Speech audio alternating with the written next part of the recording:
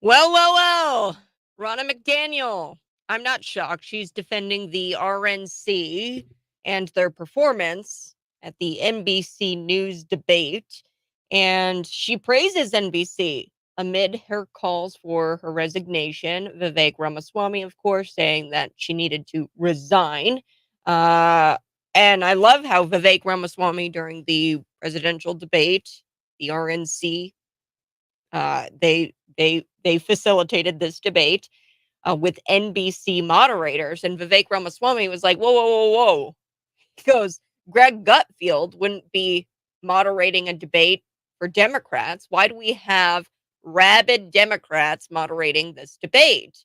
NBC hacks, people who pushed out this Russia collusion hoax, people who suppressed the Hunter Biden laptop story."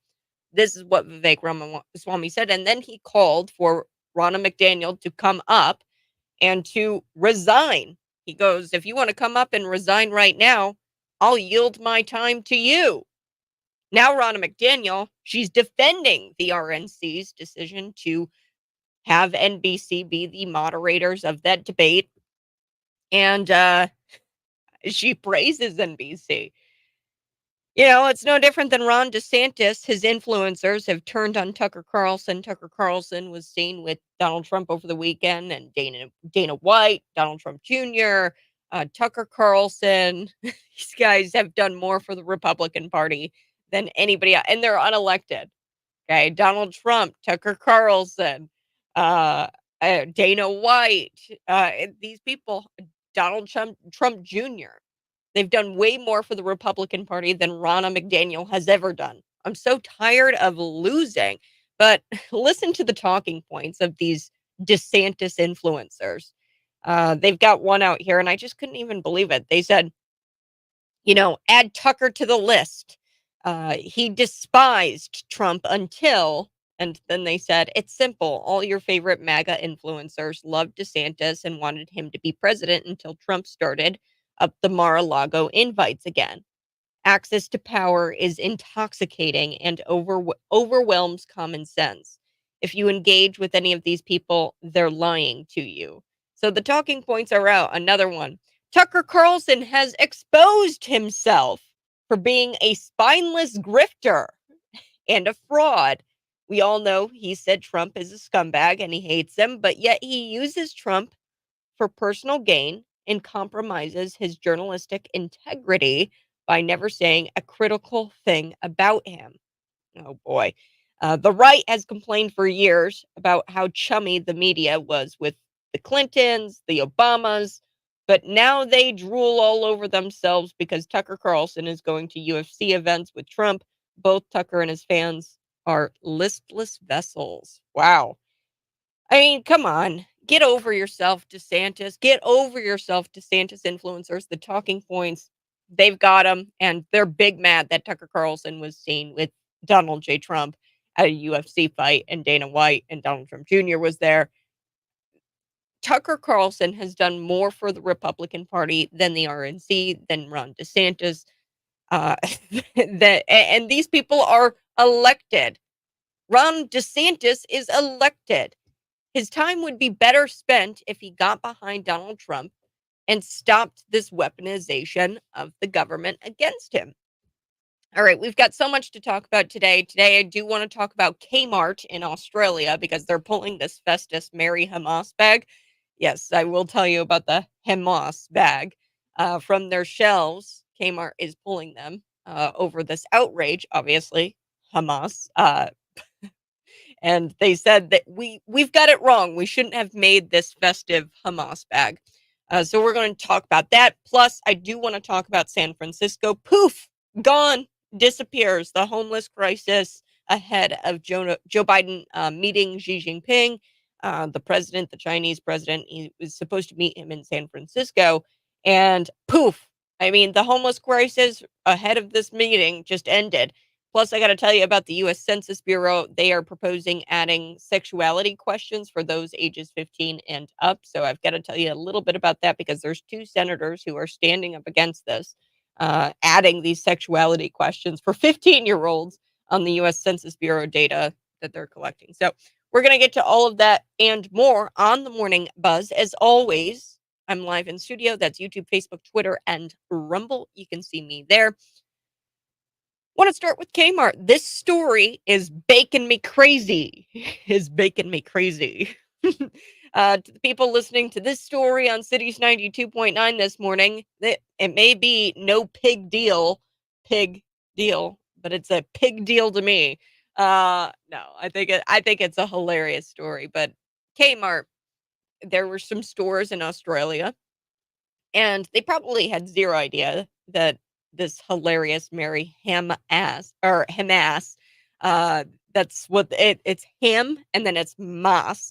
So it's Mary Ham Moss bag. And it was an unfortunately punny bag, meant for storing ham in the fridge. So it's ham moss, not Hamas, but ham moss. And it's a little bag, and it's a punny bag, and it's supposed to be funny where you put your ham in the fridge in this bag.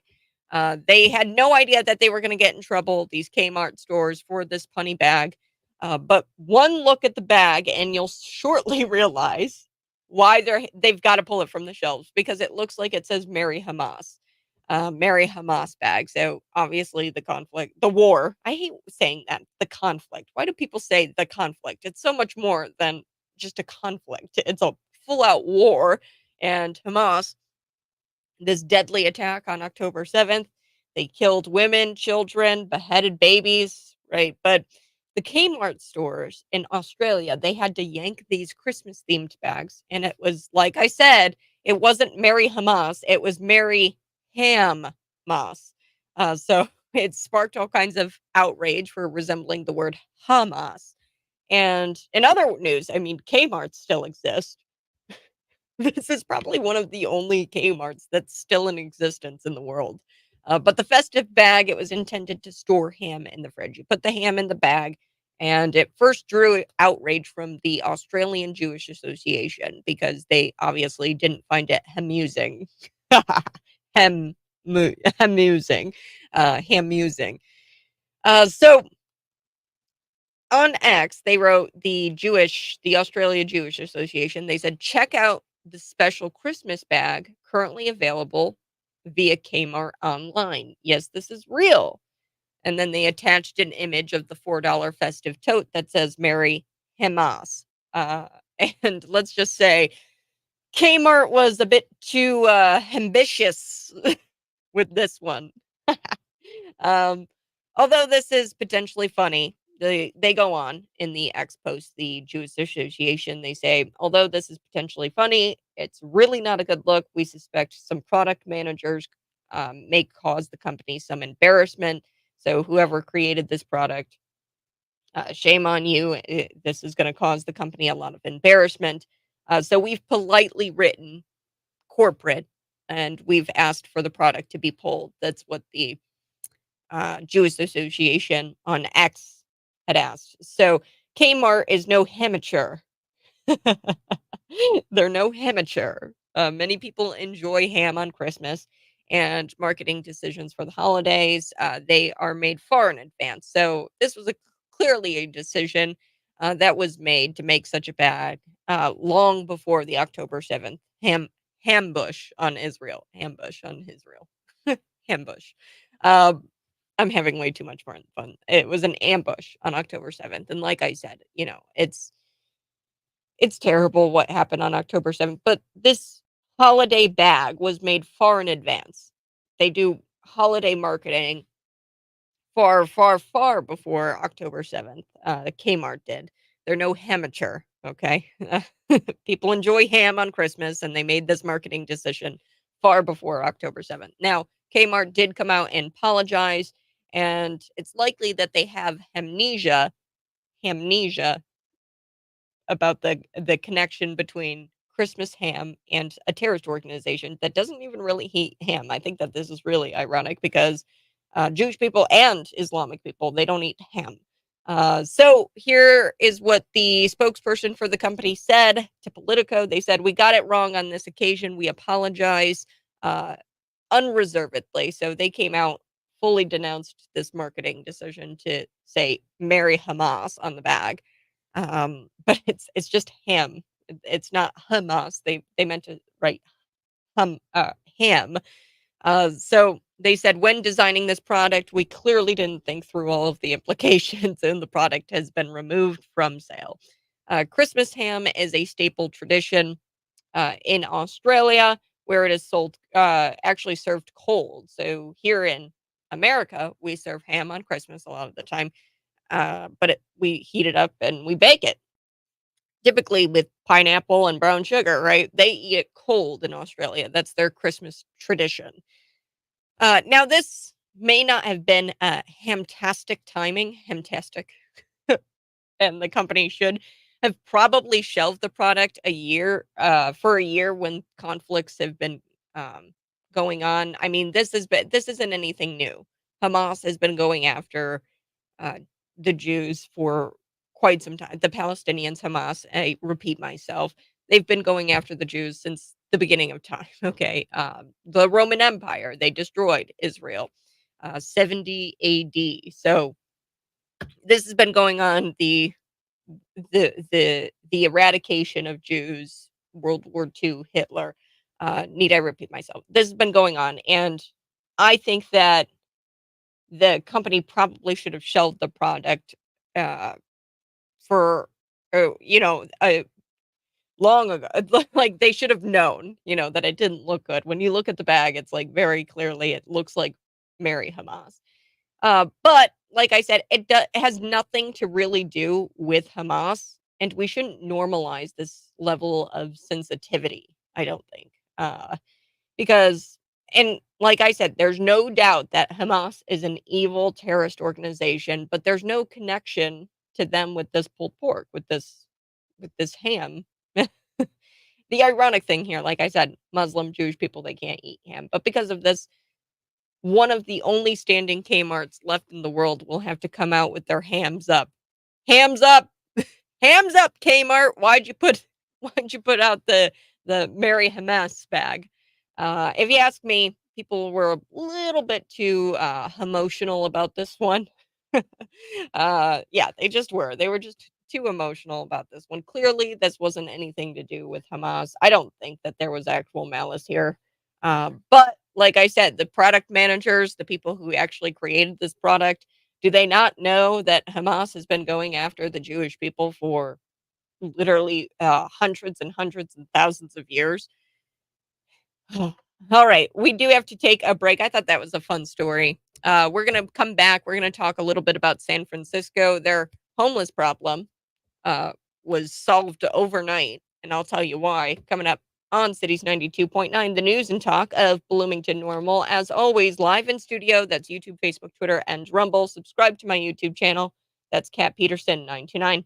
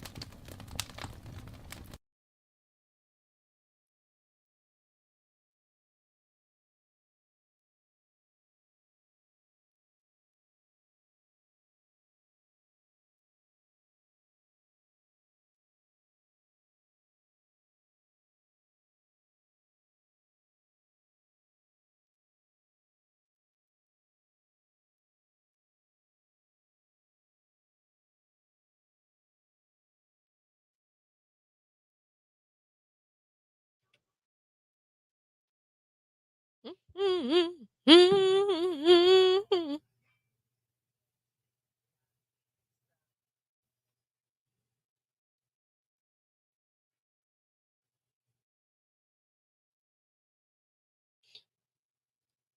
up in just a little bit, we're going to be chatting a little bit about San Francisco. Their homeless problem just disappeared overnight because Joe Biden, he was meeting with President Xi Jinping, the Chinese president. Poof, gone. The homeless crisis just disappears. And then we're going to be chatting a little bit about the U.S. Census Bureau, how they have now proposed adding the sexuality questions for those ages 15 and up. The U.S. Census Bureau. There's two senators who are speaking out against this change. These added sexuality questions for just minors. I mean, 15 and up. We're going to be talking a little bit about that. But first, I did want to let you know today is World Kindness Day. It's a great day to do something nice for somebody. Krispy Kreme wants to shed some light or shed some kindness today by giving you a dozen free donuts, the first 500 people to visit participating Krispy Kremes. And I'm going to look up and see if Bloomington is one of these. I know that we have, I think it's just one Krispy Kreme here in town. But Krispy Kremes all over the place. They are going to be giving away a dozen donuts for the first 500 people to visit. And then you receive a dozen original glazed donuts for free with no other purchase necessary. So the chief brand officer, Dave, he comes out and he says, World Kindness Day is an opportunity to make a positive difference by being generous, from paying it forward to meaningful connection with others, with each other. So I love this. Simple gestures of caring and thanks, including sharing a sweet treat, is a great way to do that. You can't argue with that. I think that that's great that they are participating in that. So there's only some who are participating in this, and I'm going to do my research, see if Bloomington is participating. I'm not too sure if they are. I'm trying to figure that out. But we'll figure that out for you, and I'll let you know in about 5 minutes. Coming up, I do want to talk about San Francisco. It's incredible. Why was Xi Jinping coming to San Francisco anyway? Well, he was meeting with Joe Biden at the Asia Pacific Economic Corporation Summit in San Francisco. So this is the EPEC, founded in Australia and headquartered in Singapore. And what this is, it's an intergovernmental forum, and it's got about 21 members from the economies in the Pacific Rim. And it promotes free trade throughout the Asia Pacific region. Now, the Pacific Rim, it's the land around the rim of the Pacific Ocean. So I know that's a lot of words and a lot to unpack, but really I can summarize it with just one word. It's called globalization. Okay, so we agreed to meet with Joe Biden, and they cleaned up the streets of San Francisco overnight practically, and the videos are going viral. I mean, this same strip in San Fran, I mean, it looked like a hellhole. It was terrible. They had people falling over high on fentanyl. They're like hunched over themselves. They're like laying in the streets on their backs. There's trash everywhere. There's needles everywhere. There's poop everywhere. And literally, like within, what is it, 5 days' time? 5 days' time, they were able to clean up the streets. So it's not really if government can do something about this problem. It's why choose to do it now that Xi Jinping and Joe Biden are meeting with each other? The problem is government chooses not to do something unless there's a good reason to, unless the reason serves to benefit them. See, it's not about we, it's about them. And I'm sorry, but you work for us. Okay, you don't work for you. We're going to be back on the other side. Like I said, I'm live, YouTube, Facebook, Twitter, and Rumble. We've got so much to talk about today. I've also got this headline coming across the desk this morning about Jeffrey Epstein. So this is crazy. A former Jeffrey Epstein prison guard who was caught falsifying prison records after his death and she was just arrested now for attacking a woman at a new hospital job that she's got. So this woman, she was caught falsifying prison records after Jeffrey Epstein died, and now she's been arrested at her new hospital job because she attacked somebody. So we're going to get into all of that here on The Buzz. Cities 92.9. Visit us on cities929.com and subscribe to my YouTube channel. That's the best way for you to get all kinds of content. That's Kat Peterson 929. I'll be back.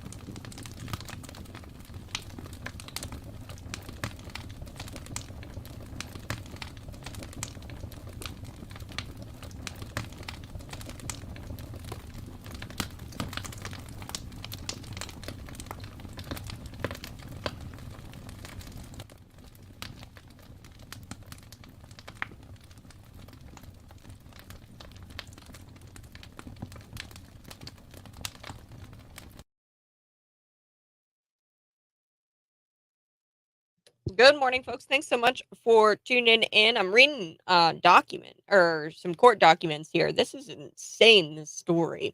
Former federal prison guard Tova Noel, who slept and browsed the internet when she was supposed to be watching Jeffrey Epstein, he killed himself. He didn't really kill himself. Uh, he killed himself in prison. Okay. She oversaw the cell of the convicted pedophile Jeffrey Epstein on the night he died in prison in what was ruled a suicide. So she's now facing some trouble in her job at the hospital. So we're going to chat a little bit about that here on the Buzz, Cities 92.9. Smash the like button if you're watching.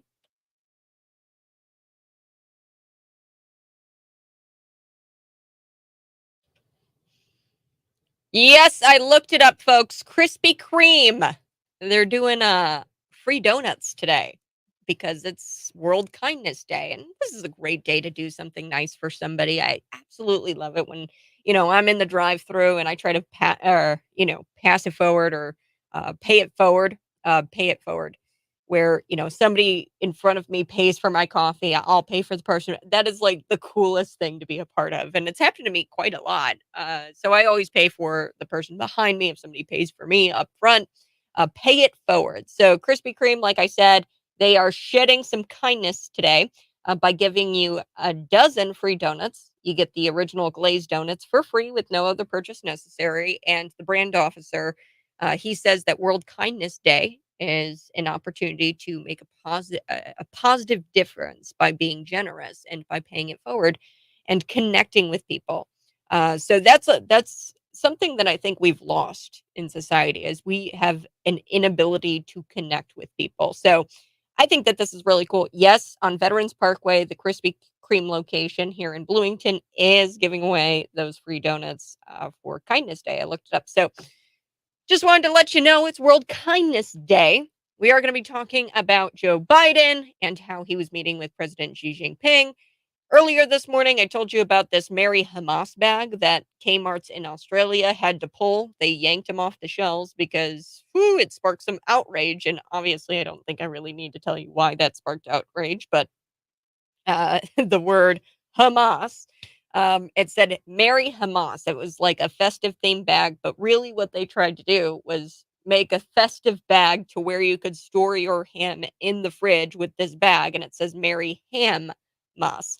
So like ham as in the pig. I find the story really funny because Islamic people don't eat ham, and Jewish people don't eat ham. So I thought this was, you know, a bit too ambitious of Kmart to put out this product, and I'd imagine some product managers are going to get fired because they caused the company some embarrassment. But they came out with a full apology, and at the end of the day, I think that we shouldn't normalize this level of sensitivity. Yes, Hamas is a terrible terrorist organization, and they're awful. But clearly, this bag was made before the October 7th attack. Um, Christmas marketing that is decided way before October of that year. So these product managers, they made that product, the Hamas, and it's a staple holiday tradition, much like here in America, a ham on Christmas. They actually serve it cold. We serve it hot with some pineapples and brown sugar. But like I said, I don't think that we should get too emotional about this one because it was clearly an accident, and I don't know. I mean, it was supposed to be a punny bag. So, whenever I talk about the fecal needle and homeless stained streets of San Francisco, it's common for people to scratch their heads and wonder to themselves why nothing can be done about it. Okay, so I talk about this a lot. San Francisco is one that I talk about a lot because we see the videos. We can see it, but it's happening in all of the progressive run cities, Chicago, New York City, San Francisco, I think is the worst. And of course, that's Nancy Pelosi's district. But the fecal needles, fecal matter in the streets, staining the streets, needles just scattered everywhere in the streets. And people are constantly wondering to themselves, wait a second, why isn't anything being done about this? Can't they do something about it? Find me on YouTube. That's Cat Peterson 929 on YouTube. you can smash the like button if you're watching on YouTube. I'm streaming live Facebook, YouTube, Twitter, and Rumble. You can see me there. I can interact with you. And I got to tell you about San Francisco because poof, gone. It's gone overnight, the homeless problem. And you're probably wondering, wow, I guess government can actually do something about it. It just depends on whether government chooses to do something about it and if they've got a good reason to. And a good reason to is if it benefits them. Okay, so not wanting to embarrass themselves in front of Chinese President Xi Jinping, that's a good reason to them to do something about the homeless problem, to do something about the manure problem, if I can say that, manure problem, the fecal problem, the stained streets of Chicago, the needle problem. Uh, and Joe Biden, he did not want to embarrass himself in front of Xi Jinping. So to set the stage here, and I'm going to play the video for you, and I'm going to kind of play by play it and tell you everything that I see in the streets here of San Francisco. But to set the stage, this is a video that went viral, ironically enough, on TikTok. It's a Chinese app illustrating the atom shift hole, if I can say that here, San Fran is. Okay, this is a terrible place. And this video went viral. And this is what the city looked like on November 6th. So timeline is important here. On November 6th, this is what San Francisco looked like. This woman is actually narrating the video that went viral, and she takes this to work every day. Let's take a listen to what she has to say about what she's seeing. Here we go. Mentally draining and stressful. She says it's It's a mentally real thing. draining, it's stressful. Dangerous. Coming to work. She says that she goes to work and she takes this route every day. This is how I have to get to work every day.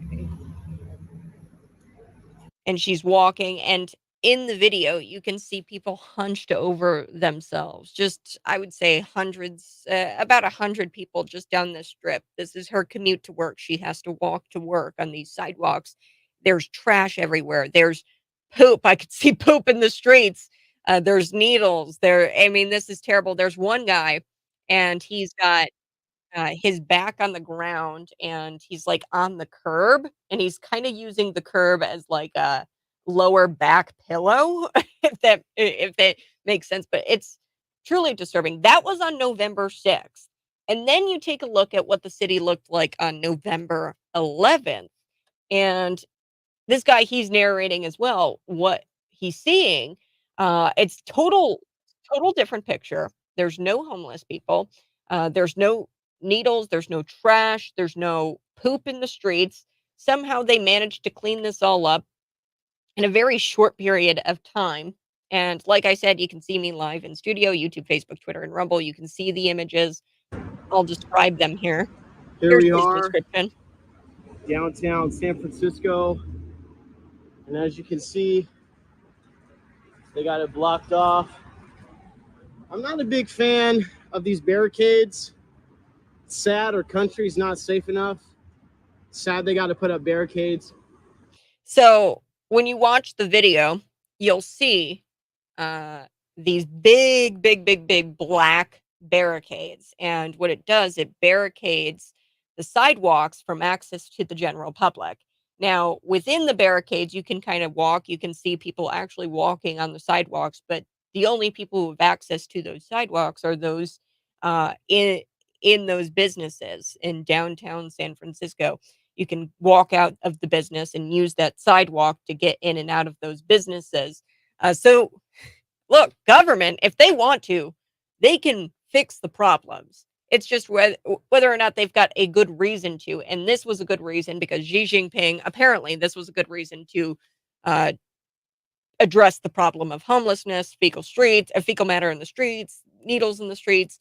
Xi Jinping, he actually agreed to meet with Joe Biden for this Asia Pacific Economic Corporation. This is the APEC summit in San Francisco. So the APEC, it was founded in Australia, headquartered in Singapore.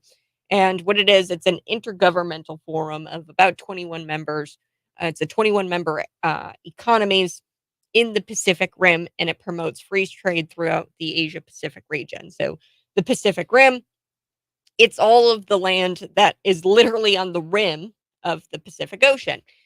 So I know that's a lot to kind of soak it, to kind of understand.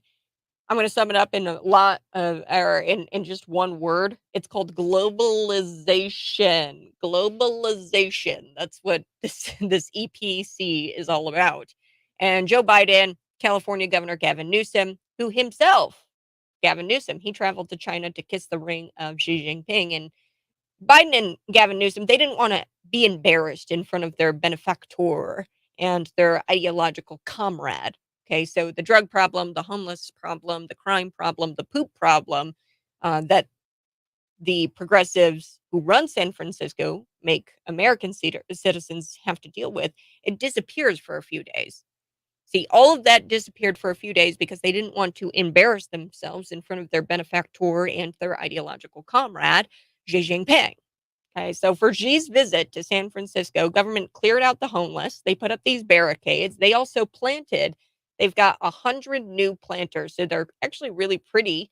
They're planters and they're in the downtown area. They didn't have them there before, but they put them up there. It's amazing what can happen if government actually wants to fix things and if they deem it a good reason to fix things. So I live out in rural America. I live, Lincoln, Illinois, where the streets are clean, laws are enforced, and you can pretty much I mean all of these progressive run cities, like I said, Chicago, uh New York City, even Bloomington, they have a homeless problem in downtown Bloomington. Okay. And don't believe me, just go talk to the business owners. They also have a trash problem where these business owners can't get their trash taken out.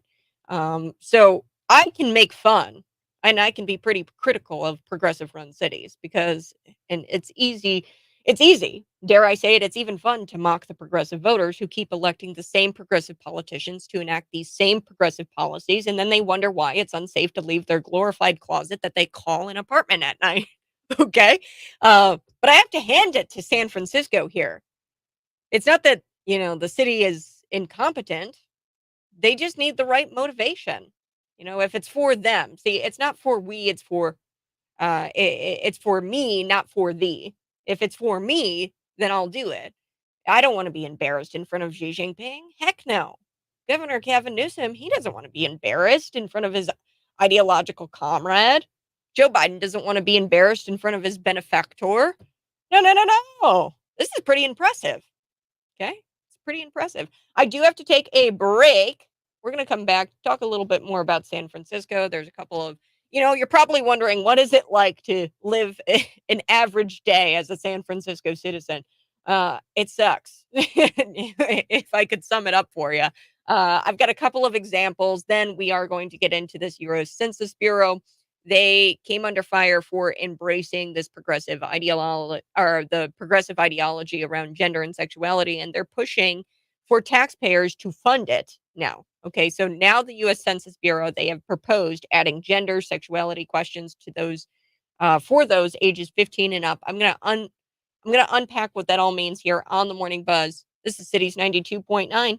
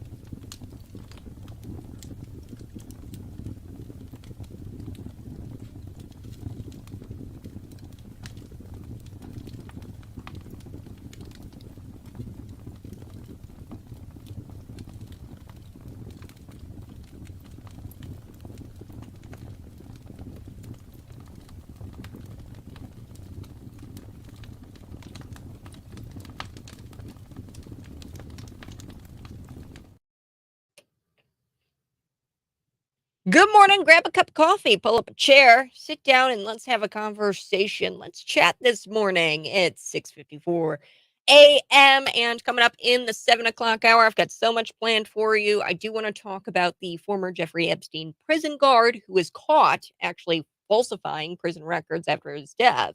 Now, she was the one who was in charge of overseeing the cell of the convicted pedophile Jeffrey Epstein. Okay.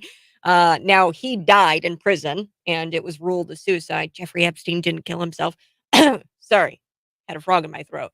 Now this woman, this prison guard, she is facing some trouble at her new job because now she's being accused of assaulting one of her female colleagues at this new hospital job that she's got in New York. So we're going to talk a little bit about that. Plus, Tim Scott dropping out of the presidential race. Good. I think that everybody in that race, Nikki Haley, Vivek Ramaswamy, Ron DeSantis, their efforts and their money would be better spent getting behind President Donald Trump in fighting the weaponization of the DOJ, the FBI, and I think that this is long overdue. Tim Scott getting out of the race. I saw it coming. He's just the first one. My guess is going to be Chris Christie next. Probably Vivek Ramaswamy. I don't know. We'll see. But they're going to start dropping off or dropping out of this presidential race. I mean, quicker than you can even blink your eyes. I mean, this is just the beginning. Tim Scott, he dropped out of the presidential race. DC, they also want to mandate kill switches so they can disable your car. And one Republican is actually speaking out against this. I'm going to tell you about what DC wants to do when it comes to these kill switches in your car. And they want to be able to disable your car whenever they want. And this Republican is actually speaking out against it. But like I said, I also do have to talk about the U.S. Census Bureau. They are proposing adding gender, sexuality questions to those ages 15 and up. Gender ideology is being implemented into all aspects of American life, even though many people reject the belief that someone can be born in the wrong body. Many people believe that. And if you don't believe me, just look at the LGBTQ population. So LGBTQIA plus population, right? These the alphabet mob, they believe on all of this gender ideology and they think that somebody can be born in the wrong body. That only is about 7% of the US population. And that includes people who aren't LGBTQ themselves, but they're allies. So LGBTQIA, A stands for ally. And these are people just, typically white liberal women. They're the ones who say, "Oh, I stand with you. I stand with you. I'm standing in solidarity." Right. So this is only a small portion of the US population. We're talking 7%, and that includes people who aren't even LGBTQ themselves.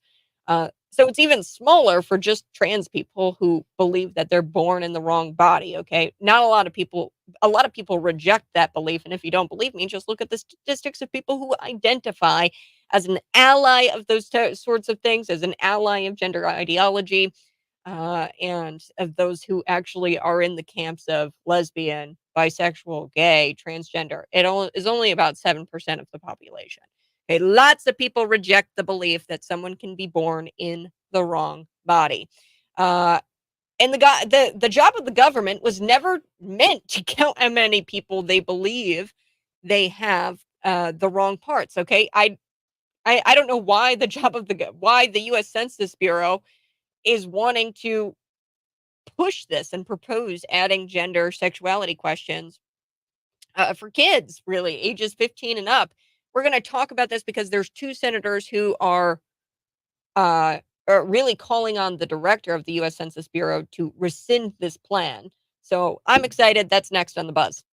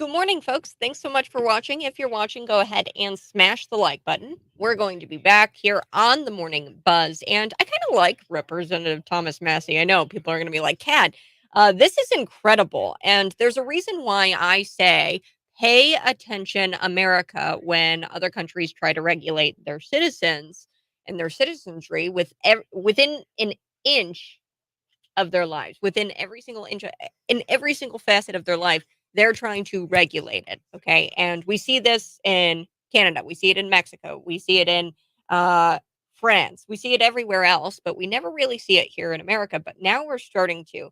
And if you don't pay attention to what other people are doing in other countries, you are going to wind up with the government looking to disable your cars without us having us any kind of say.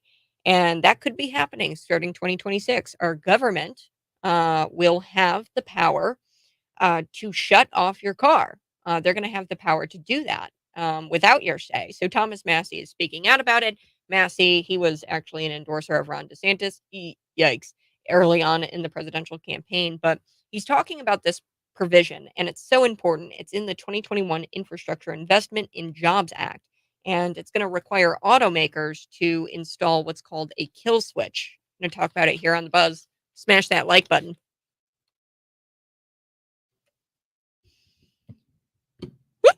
Hey, good morning. This is the Morning Buzz. I so do appreciate you tuning in and see me live in studio. That's YouTube, Facebook, Twitter, and Rumble. We here at Cities 92.9, we said, you know what? Radio isn't enough. We're going to reach the masses via YouTube, via Rumble, via Twitter. So go find us on social media. Give us a follow. We've got so much to cover. Former Jeffrey Epstein prison guard.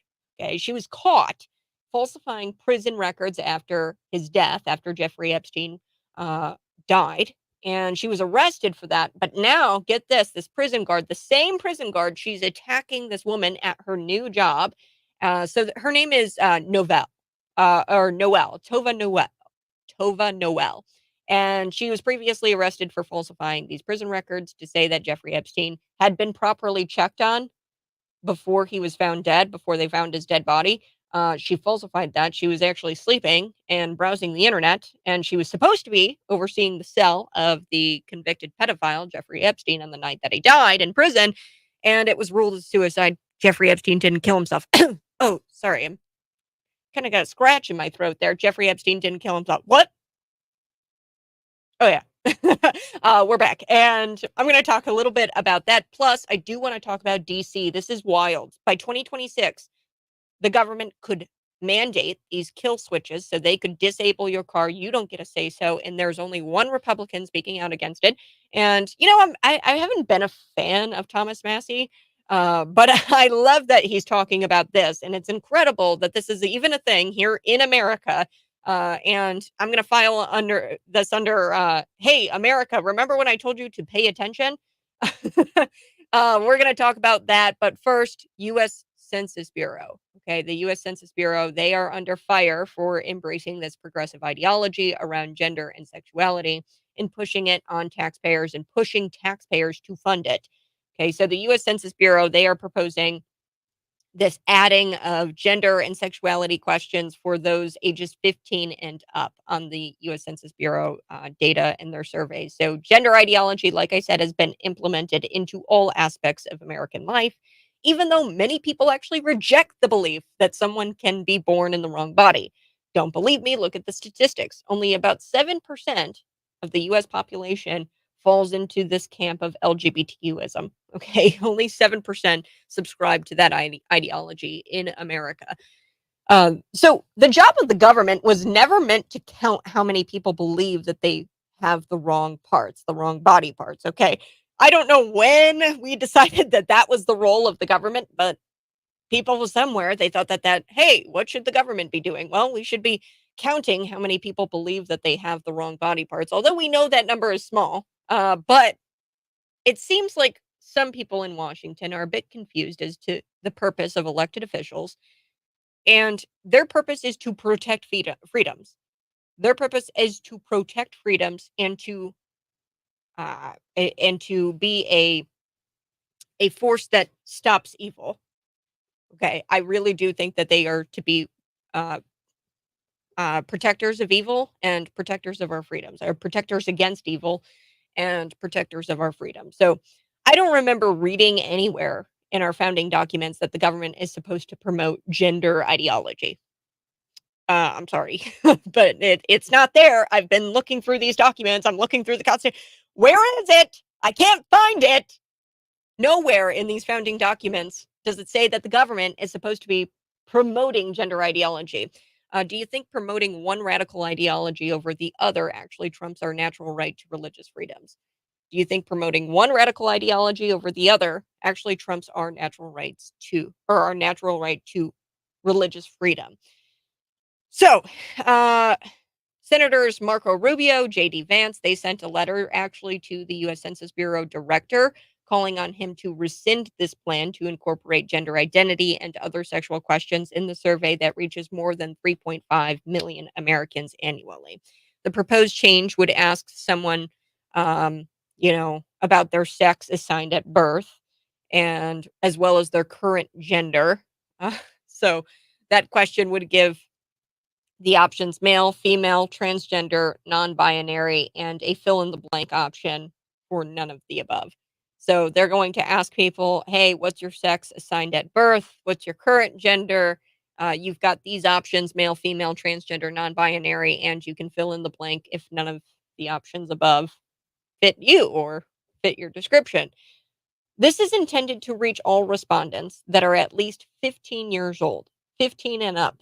Okay, this survey reaches 15-year-olds. Okay, and the U.S. Census Bureau previously requested to waste $10 million on how to study a way to ask this question without hurting anyone's feelings. Yeah, so they had a study, the U.S. Census Bureau, they actually dished out $10 million of taxpayer money to conduct a study on how to ask this question without hurting anyone's feelings. That's how they're using your taxpayer money. That's how they're using your money. It was a study done to ask the question on how to ask this question without hurting people's feelings on this survey that reaches 3.5 million Americans, ages 15 and up. Because that's the most important. That because it's that important to protect people from a feeling. Okay, $10 million. If you have this, ooh, that didn't make me feel good. What's the price on that? $10 million. Ugh. The American Community Survey covers a wide ranges of topics from family life, income, education levels, employment, internet access, disabilities, military status, and the Census Bureau previously said in a Federal Register notice that federal agencies are interested in the data for civil rights and equal employment enforcement. So, equal opportunity employer, you hear that all of the time. We're an equal opportunity employer. So they want to make sure people are actually being equal opportunity employers. In other words, it's all for affirmative action and equity, because anything for inclusivity, right?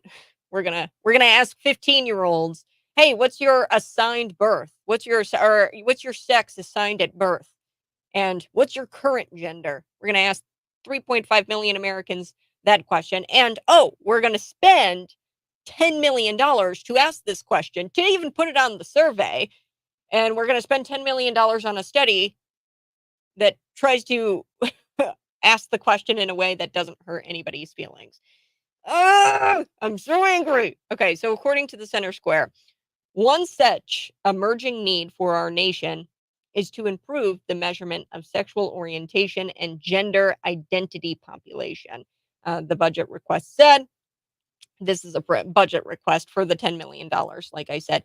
And they're saying that there's an emerging need of our nation to improve the measurement of sexual orientation and gender identity population, to count how many people are actually gay, lesbian, transgender, uh, you name it. And the budget request goes on. It says improving how we collect data about sexual and gender minority populations is critical, and it's a critical step in producing accurate data. Ugh, it just feels like every year people are coming up with more and more labels that subsequently force everyone into some group. It's either you're a citizen or you're not a citizen, okay? That's the only group I care about. Are you a citizen here in the United States or are you not? Why do we have to waste millions of dollars to make this so complicated? So this is what a professor at the University of Massachusetts had said. They said, quote, we can learn, and you can imagine what this professor is going to say. I know that you know. They said, we can learn about health, economic, housing, and other outcomes that might be worse for LGBT people because of the stigma and discrimination that they face. And we can track changes over time to see if laws and policies are leading to more equality. This is what the professor said, the expert. Uh, but the main problem I have with the Census Bureau is that how it includes non-citizens. Its entire purpose is to decide representation in the House of Representatives. How many House reps do you get? Uh, which also affects our presidential elections. Okay, that's the only reason my main problem with this is that it, it, it it's including non-citizens.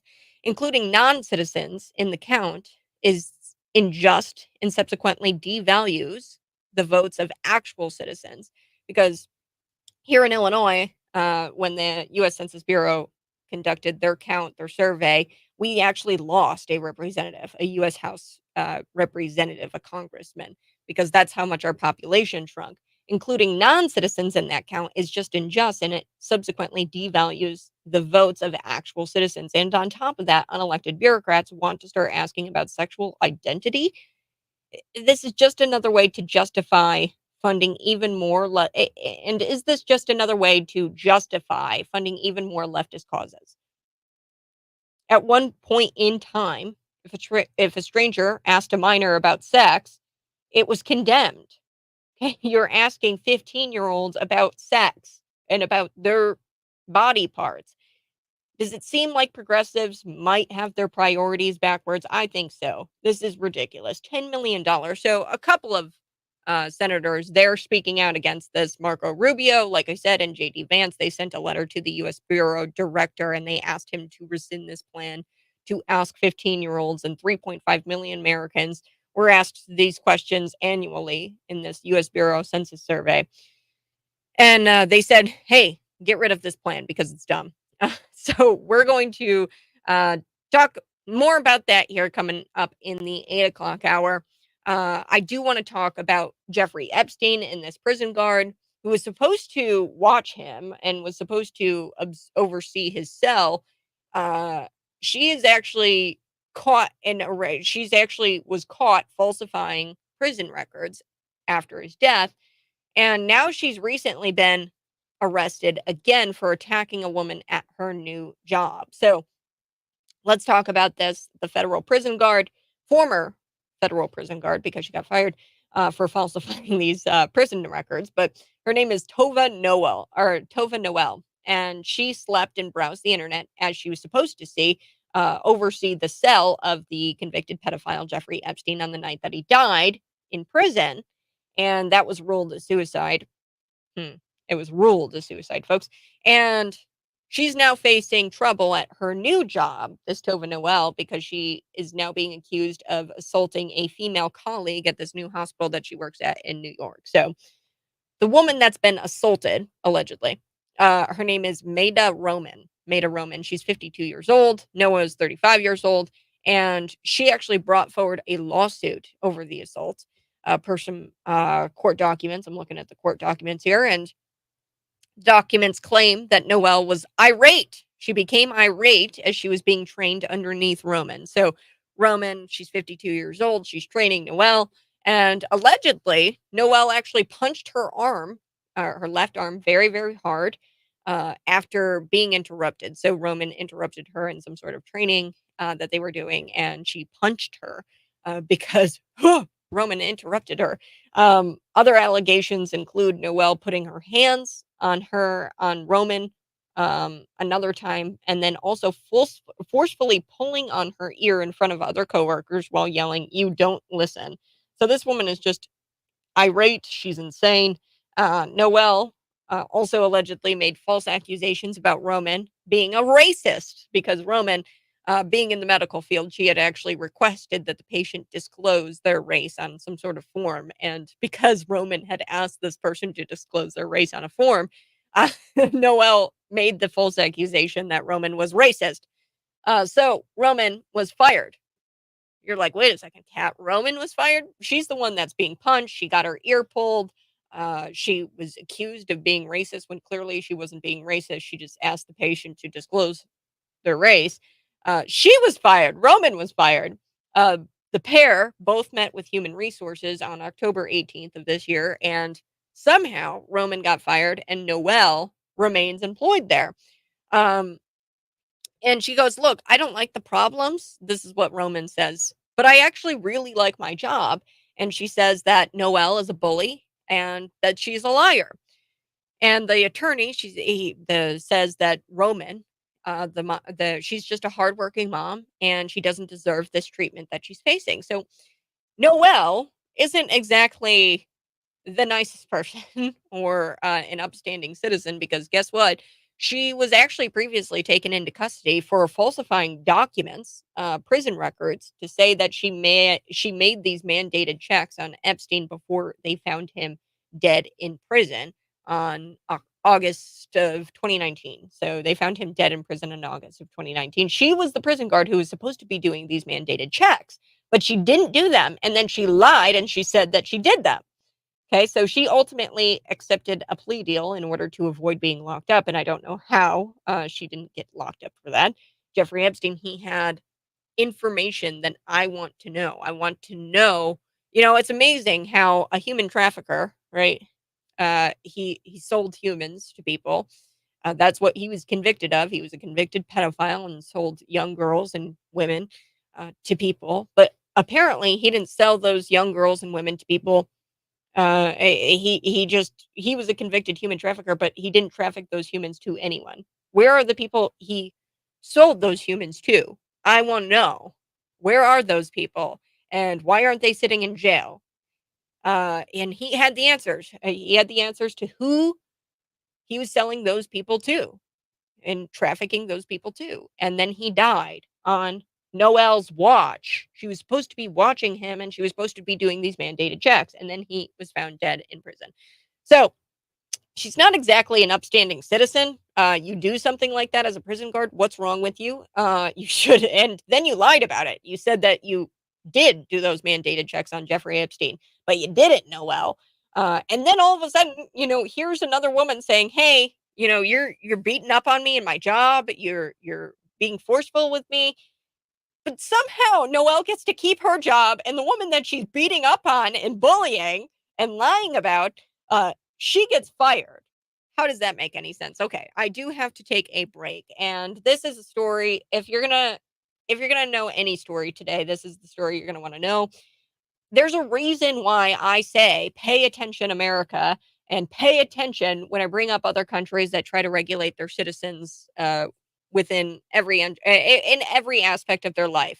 You know, and if we don't pay attention to those countries that regulate their citizenry within every inch of their life, every fabric, every facet of their life, uh, then we wind up with a government looking to disable our cars without having us having a say in it. So that's actually happening here in America. They want to install kill switches in our cars.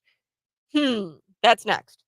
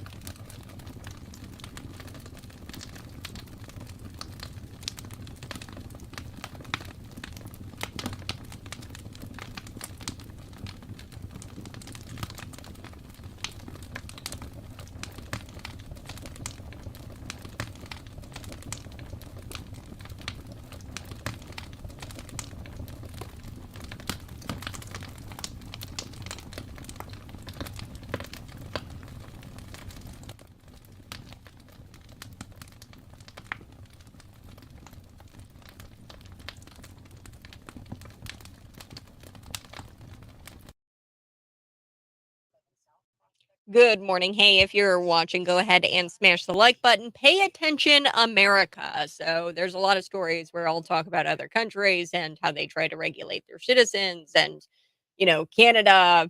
We've got the UK. There's a lot of people who are like, "Cat, why do you talk about this in other countries? America's not like that." No, no, no. If we don't pay attention, America, then we wind up with government that actually looks to disable your cars without us having any say so. That's going to happen starting 2026. I've got it here, the story next.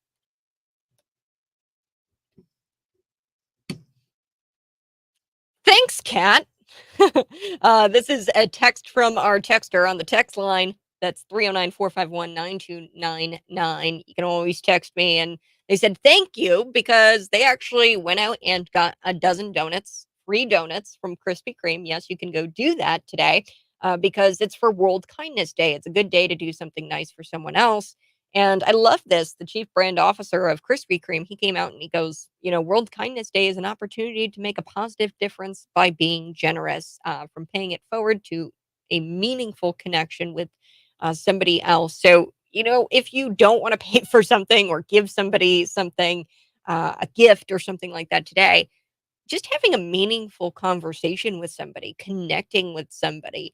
I think that's a lost art. It's hard for people to connect. They're so caught up in that computer that's in their pocket.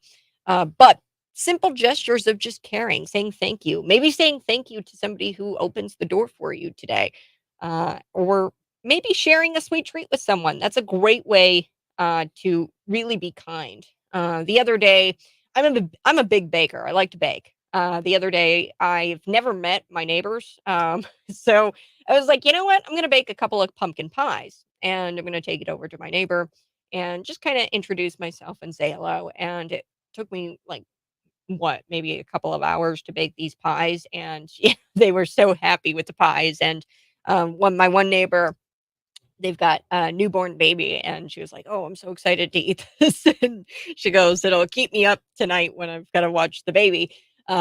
So be kind today. It's World Kindness Day, and I'm glad that I could help somebody out get some free Krispy Kreme. There is only participating locations are doing this.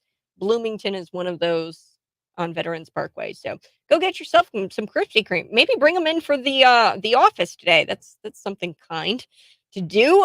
Now, one thing I also wanted to talk about before I get into the story here about 2026, our government having the power to shut off our cars without us saying so. Yes, you're going to want to stick around for that. I want to talk about holiday travel because most Americans, they're going to be, doing a lot of traveling, a lot of traveling. So 84% of Americans say that they plan to either hit the roads or the skies this holiday season, to either be with friends or family. 63% said that they're going to be traveling on a plane. Good luck with that. Aviation in America is terrible. Thank you, Pete Buttigieg. 53% said that they're going to hit the roads, or hit the rails. Sorry, excuse me. It's the rails, the train. So people are going to actually be taking the train, a lot of people. And then 48% will be actually driving to their destination, hitting the roads, not the rails. So 41% also said that they're going to be going somewhere within walking distance.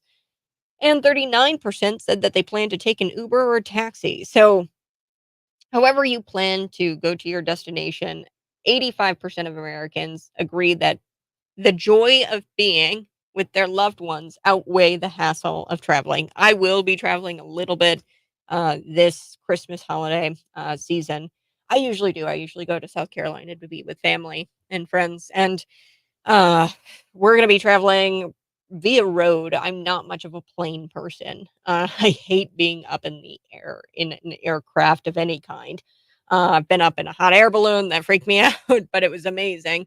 And I like the views. I'm not afraid of heights. It's just the aircraft itself and knowing that my pilot is competent. That's my thing. I need to know that the pilot is competent and not just some sort of diversity hire. And the fact that I don't know who my pilot is. That freaks me out. But yes, I do think that travel outweighs the challenges of travel, um, that being with your family, it far outweighs the travel challenges. I think that being with your family is, and I read something where Gen Zers, so I'm Gen Z, Gen Zers, they would time and time and time after, or time and time, choose to be with family, to be with friends, or have an experience rather than a gift this holiday season. So, yes, having an experience and being with others is like something Gen Z just absolutely craves. It's probably because we were all trapped in our houses from 2020 to 2023. And that brings me to this story. Pay attention, America, when other countries try to regulate the citizens within every facet of their life. And look no further to Canada, to the UK. I've brought you those stories time and time again. These other countries, they try to regulate their citizens and right down to, what kind of currency they can use. If it's legal tender, they don't even want. I love bringing up the strawberry guy in the UK. They don't allow you to pay cash. It's a cashless society over there in the UK, and he wanted to buy some strawberries, and he said, "Nope, I'm paying for these strawberries with my cash. It's legal tender, and I am paying for them with this cash." But he actually had the cops called on him and blah blah blah. So other countries, when we think of other countries, they don't have the same freedoms we have here in America. That's true, but we have to pay attention to what other countries are doing, because if we don't, we wind up with a government that is looking to disable our cars without us having a say. We aren't going to have a say. So starting in 2026, our government will have the power. At least Representative Thomas Massey, he's speaking out about this. Now, he was an early endorser of Ron DeSantis, and I don't know, however you feel about Thomas Massey, this is pretty cool that he's talking about this provision within the 2021 Infrastructure Investment and Jobs Act. Okay, this is something that they've got out there. And there's a provision within there that says all automakers have to install a kill switch in the cars so they can be turned off remotely. What? So the excuse is because we're told is to help combat drunk driving. So Massey thinks that the government is going to be using this for nefarious purposes. Yeah, I think so. But if you ask the independent checkers, on Google, on Facebook, they're going to say, "Oh no, Massey, he's making these claims without any evidence." In fact, if you ask the government, eh, they will tell you that they would never do such a thing. No, no, no. But for those of you who were alive between 2020 and 2023, they're saying that you're paranoid for thinking otherwise. If you think the government would be able to use this kill switch for nefarious purposes, Massey has attempted to get this provision struck within this act. And it passed in 2021 as part of this 1,000 pages. I mean, 1,039 page bill. It was a big old bill. It's the Invest in Infrastructure and Jobs Act. And the amendment was voted down by all Democrats.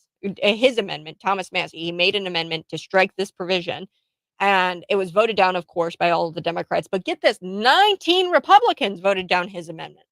So he sat down with Laura Ingraham to go into more detail about why having the government as your backseat driver could go horribly wrong. Yeah, giving the government access. Well, let me say this: the companies, so the auto industry will be the ones who install the kill switch, and I think that they're the ones who are going to be the ones who have access to the remote shutoff. But it's endorsed by the government. So, and we know that these big corporations, Twitter, Facebook, they work with the government. And who knows? Joe Biden, if he wants these MAGA Republicans to have their cars shut off, because they're extremists, he could do it by 2026. Tonight, but let's take a it listen was to the so Laura enraging Ingraham that I thought it program where Thomas Massey was on. Here we go. deserved a longer conversation. It's so incredible that I have to offer this amendment. It almost sounds like the domain of science fiction, that the federal government would put a kill switch in vehicles that would be the judge, the jury, and the executioner on such a fundamental right as the right to travel freely. Now, this isn't about protecting people. It's about controlling your every move, at least when you're in a vehicle. And it's something that the left and the federal government want you to kind of get used to. House Democrats and 19 Republicans voted against Thomas Massey's amendment that would defund a federal kill switch mandate, which means that all cars manufactured starting in 2026 will now have a way for authorities to monitor your driving and then cut power to your car. Oh, what could go wrong with that? Joining me now, Kentucky Congressman Thomas Massey. Congressman, now, I think, when some of us were driving, we needed to because we were necessary, essential employees, but we were driving during COVID and they didn't know we were necessary employees, maybe they would have hit the kill switch on us. Who knows? Yeah. You know, people said I'm a conspiracy theorist for saying this is in the legislation, but I actually had to read the Democrats, the bill that they passed 2 years ago. They passed this in 2021 as part of a 1,039-page bill to require that your car can monitor your driving performance. And if it thinks you're not driving well, it can disable your vehicle. Imagine you're a mom with kids in the car and you swerved for a deer and then you pulled over for an emergency vehicle to go by and you've only got one swerve left. I mean, how terrible, before it shuts you down and takes you to the side of the road.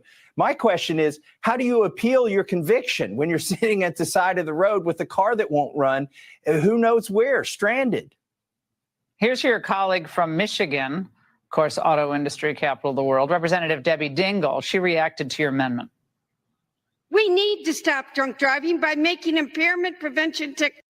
This is a Democrat, and she gets out there and she says that it's because of drunk driving, blah, blah, blah. Much like Representative Massey, I, too, have no evidence that our government would ever use such a tool for nefarious or political purposes, nor do I have any evidence that the government would use such a tool to enact an agenda. No. I have no evidence of that.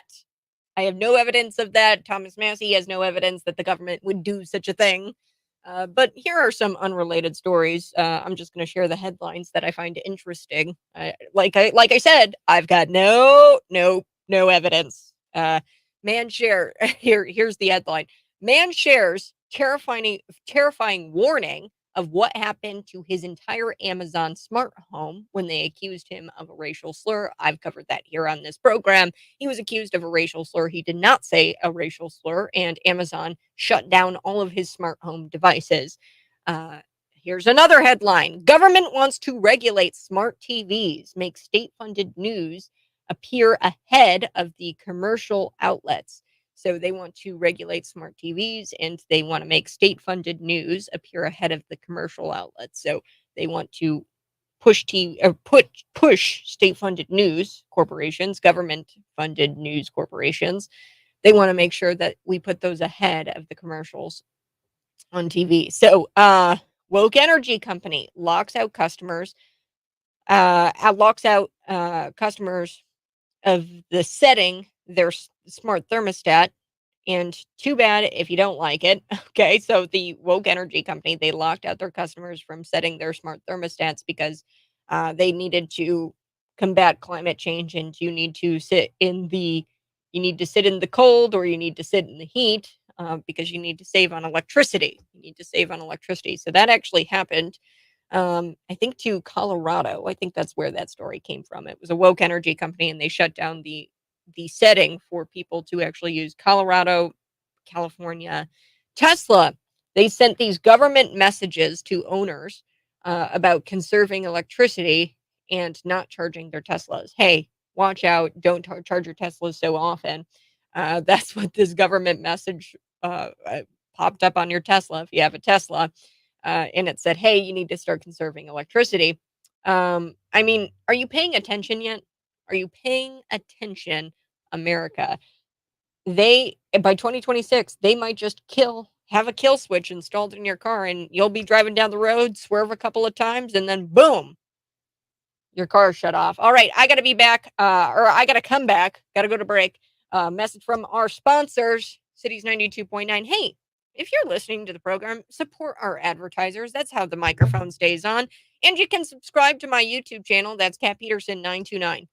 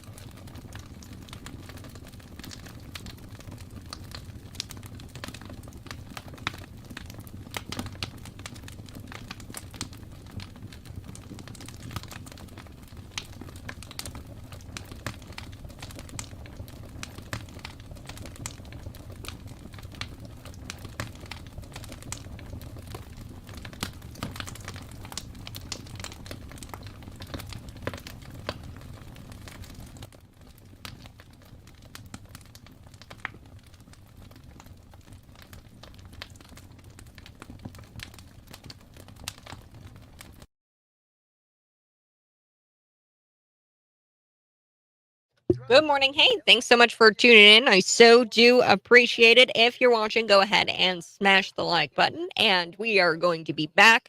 I've got a few things that I want to touch on. Kmart pulling this festive Merry Hamas bag. So from its shelves, it says Merry Hamas, and you could imagine the outrage that came uh, when this festive bag hit the shelves. And Kmart says we got it wrong.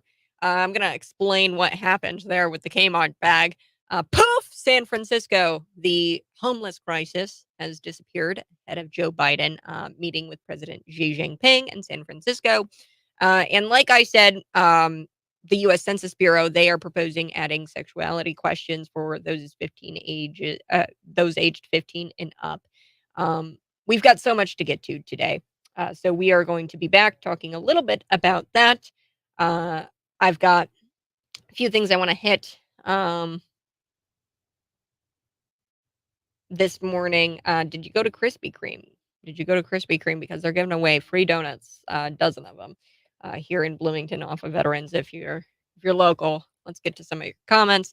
What happened to America that we have left lawmakers stripping our freedoms like commies that they are, like the commies that they are? They hate freedom. Everything about leftists and this administration is phony, fake, fraudulent, and everything. So then, nice camera placement. Oh, thanks. Maybe I'll keep it like this. Usually I like it over here, the camera, because then you guys can see the board. You can see when I cut to break and things like that. But I kind of like this camera angle. It's a little different.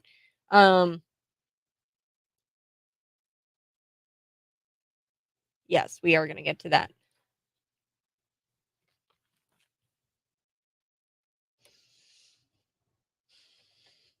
Woo! Hey, good morning. This is the Morning Buzz. Thanks so much for tuning in. Yes, it's Monday morning, so that means in the 8 o'clock hour, we will be talking with Jerry Vogler. And breaking news, we've got Tim Scott, the senator.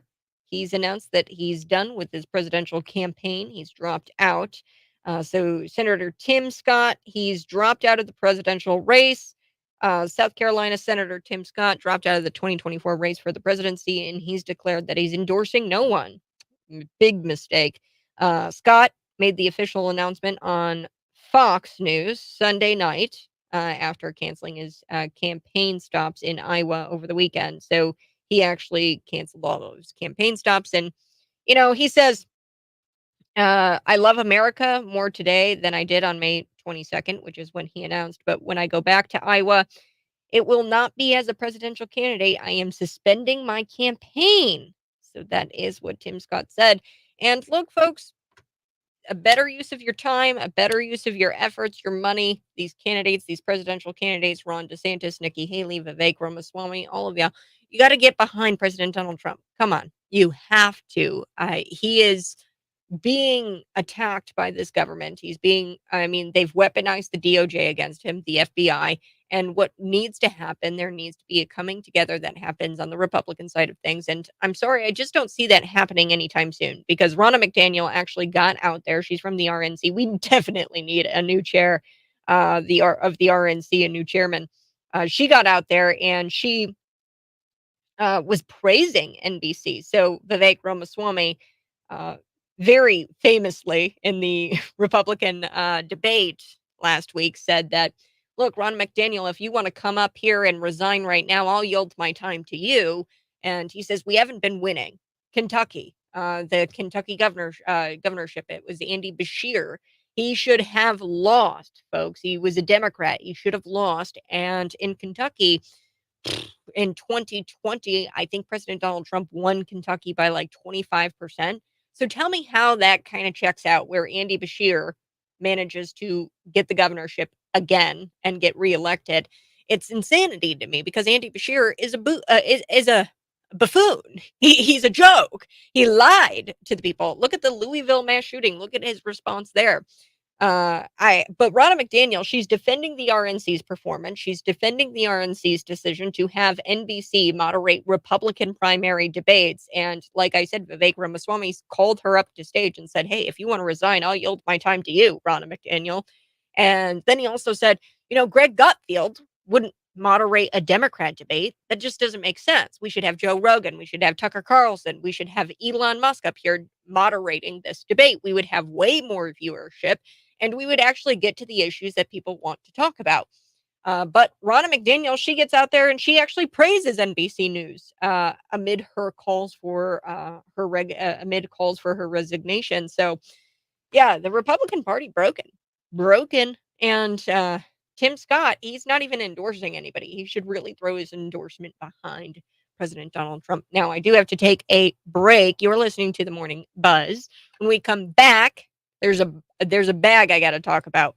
KMART pulling this festive bag. What does the bag say on it? It says, Merry Hamas, as in Merry Christmas, but instead of Christmas, it says Merry Hamas. The bag that got pulled from their shelves because of outrage. But Kmart, I don't think that I'll have to tell you about the story. They said that they got it wrong and they actually apologized. I'll be back next unpacking that.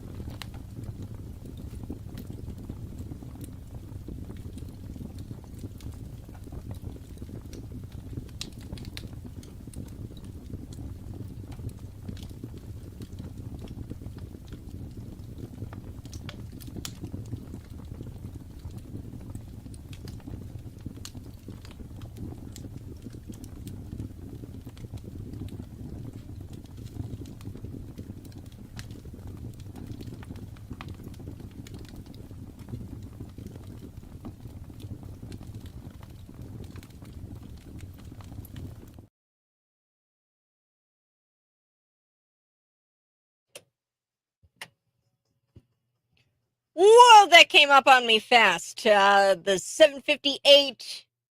That's the time. And in the 8 o'clock hour, we're going to be visiting with Jerry Vogler from the McLean County VA. He's the superintendent, and we're going to be hitting Veterans Corner. That's Monday mornings.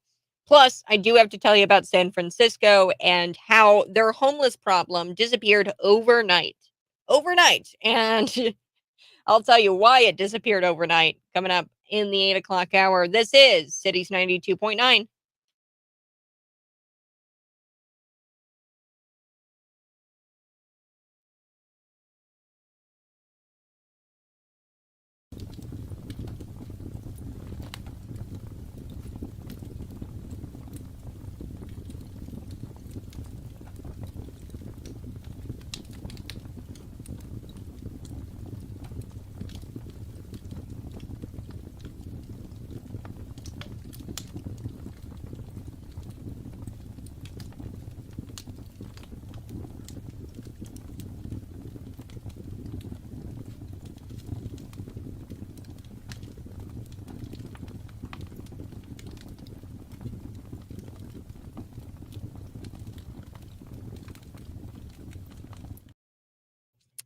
Good morning, folks. Thanks so much for tuning in. If you're watching, go ahead and smash the like button. Kmart, they've got these festive Merry Hamas Christmas bags.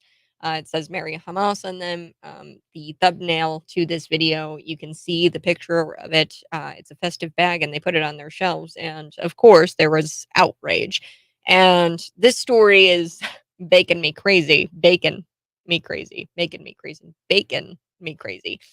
People listening to this story this morning, it might not be a pig deal to you, a pig deal to you, but it's a pig deal to me. No. So these Kmart stores in Australia, they had zero idea that this hilarious Mary Ham Moss bag, an unfortunately punny bag meant for storing ham in the fridge, would actually get them into a lot of trouble. Okay, so these Kmart stores, they've got these bags and it's designed to put a ham in the bag and then you put the bag in the fridge. Okay, so it's a Christmas themed bag and it says Merry Ham Moss, and they replace Christmas with Hamas. And it sparked outrage because it resembles the word Hamas, the terrorist organization, right? So it's a festive bag. It was intended to store ham in the fridge, like I said. Drew outrage from this Jewish association. If you're watching, go ahead, smash that like button.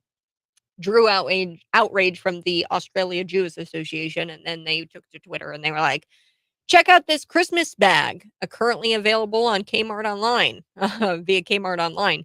And they said, yes, this is real. So, and then they attached a $4, the image of the $4 festive tote, the Merry Hamas bag. So let's just say, I think Kmart was a bit too ambitious with this one, with their marketing. Yes, it was potentially funny. And this is what the association, the Jews Association, said on X. They said, although this is potentially funny, it's really not a good look. We suspect some product managers may cause the company some embarrassment. So these product managers who created the product, um, we've politely written the corporate in charge of Kmart, which is West Farmers, that they pull the product from the shelves. And look, Kmart is no amateur. Okay, they didn't put this out after the October 7th ambush, hambush, him bush, ambush, hambush. Get it?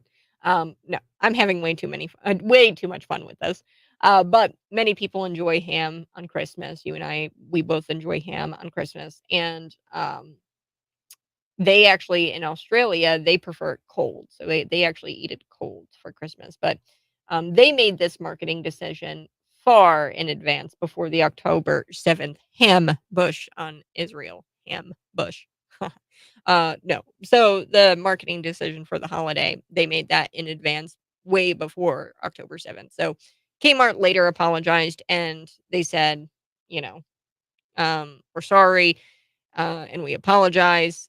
Look, I just think that we shouldn't normalize this level of sensitivity. Okay. Now, I'm not saying that Hamas isn't a terrible terrorist organization, and had they actually intended it to be Merry Hamas, like the tourist or terrorist organization, then I would have an issue with it. But this was clearly like not done out of malice, and it was a mistake.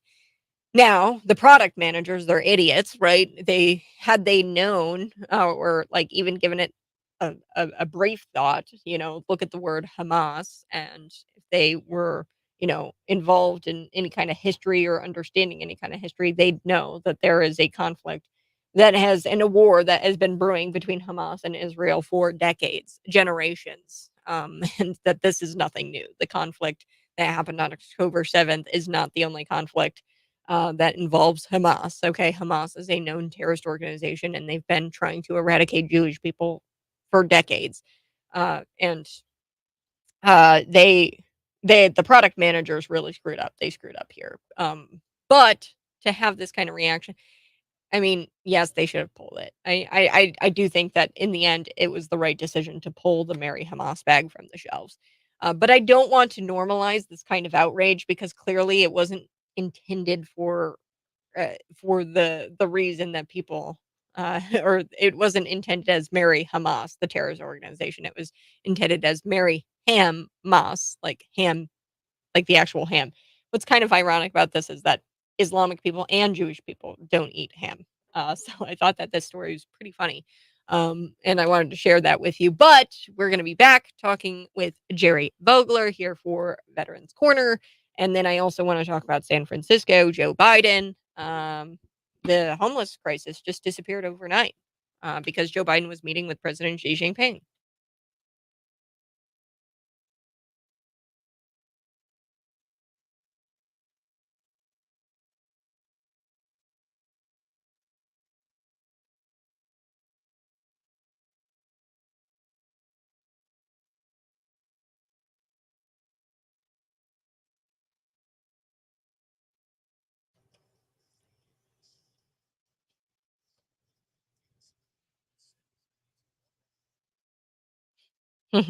Megan Rapinoe. She ended her career injured when doing her best to impersonate Aaron Rodgers. She tore her Achilles tendon in a non-contact injury. Okay, so she didn't collide with anybody. This is a non-contact injury. She tore her Achilles. So during a post-match presser, she lashed out at God. These people are just angry and they hate God and they're miserable people. And she's claiming her career injury is is proof that God doesn't exist. So referencing Rogers' injury, she said that she was going to call him to discuss recovery since he's on the fast track. Now she's bitter. She's very bitter, and she says, "I thought about it a little bit. I mean, I'm not a religious person or anything, but if there was a God, this is proof that there isn't." So that's a direct quote from Megan Rapinoe, and it's quite incredible. I mean, she's bitter, she's angry, and she's lashing out at God because she's got and his infinite wisdom. And she says that he caused her to get injured in her last soccer match, which I mean, come on, this woman, it's insanity. We're gonna get to that clip coming up here in just a little bit. Plus, I do want to talk about San Francisco today. Yet still, there was a homeless problem. There was a homeless problem. I've talked about the fentanyl crisis, the fecal matter stains in the street, the needles all over in the streets. I've talked about this before, and poof, gone. It's all gone. And this is because Joe Biden was meeting with President Xi Jinping, and he, of course, didn't want to be embarrassed in front of his benefactor and his ideological comrade. So that is why President Joe Biden, with the help of the progressives there in San Francisco, they cleaned it all up in time for the meeting with President Xi Jinping.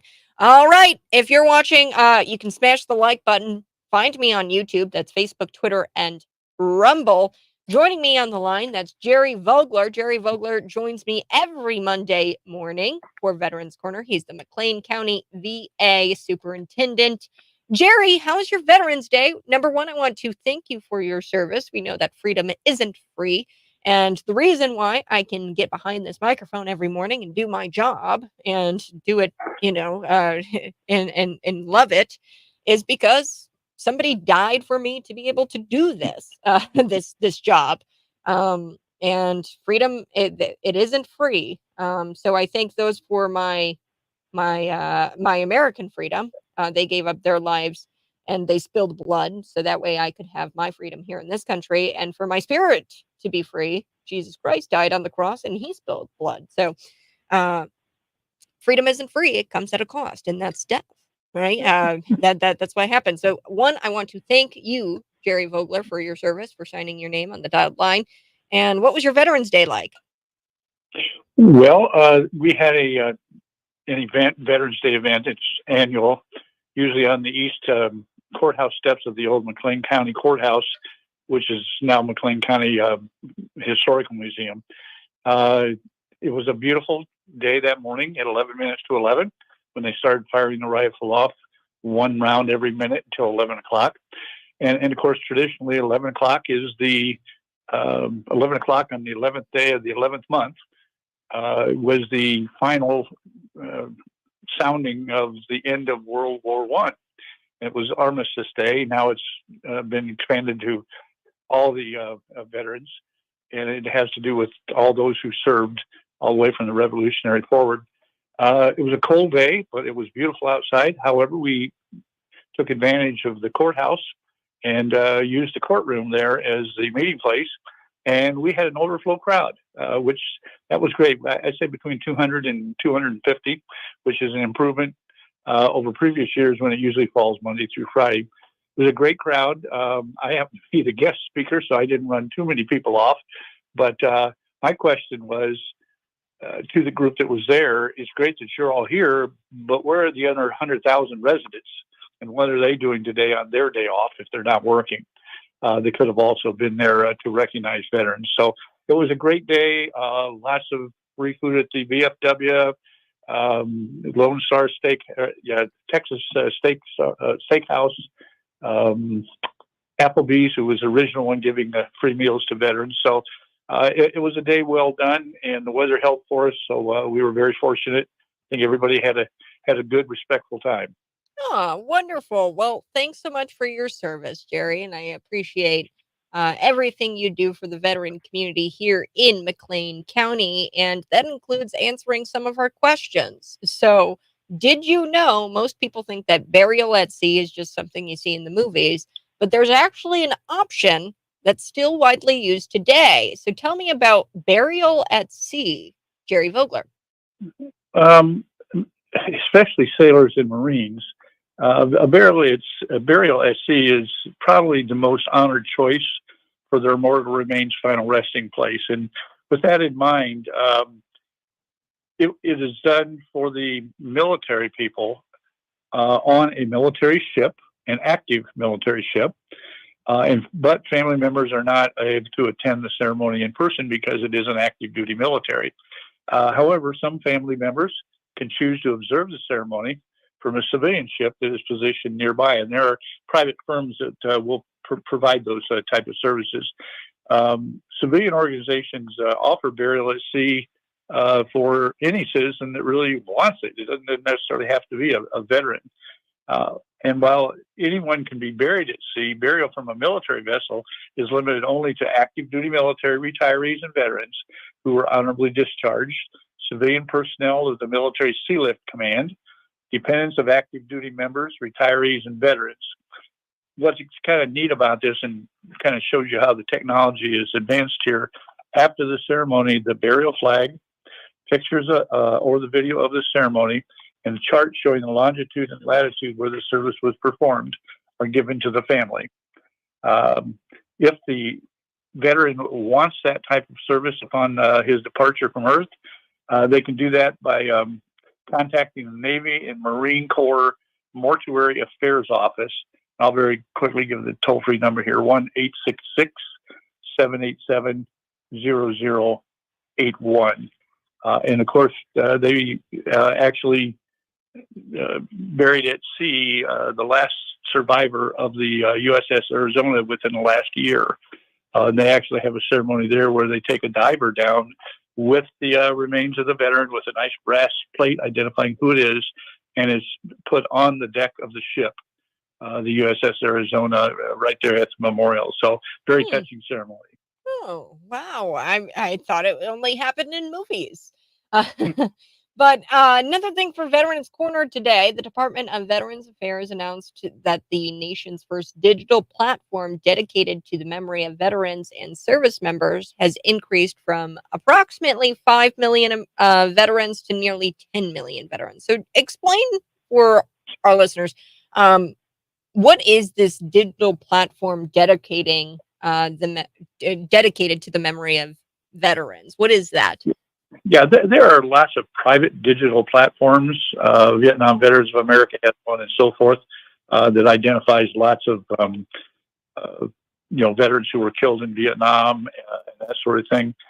The Department of Veterans Affairs' new Veterans Legacy Memorial is a digital platform, and what it involves there initially, the first 5 million, since it was opened up in 2019, were members of the military who had passed and were buried in a national cemetery because they had all the records on those. Those were easy to access.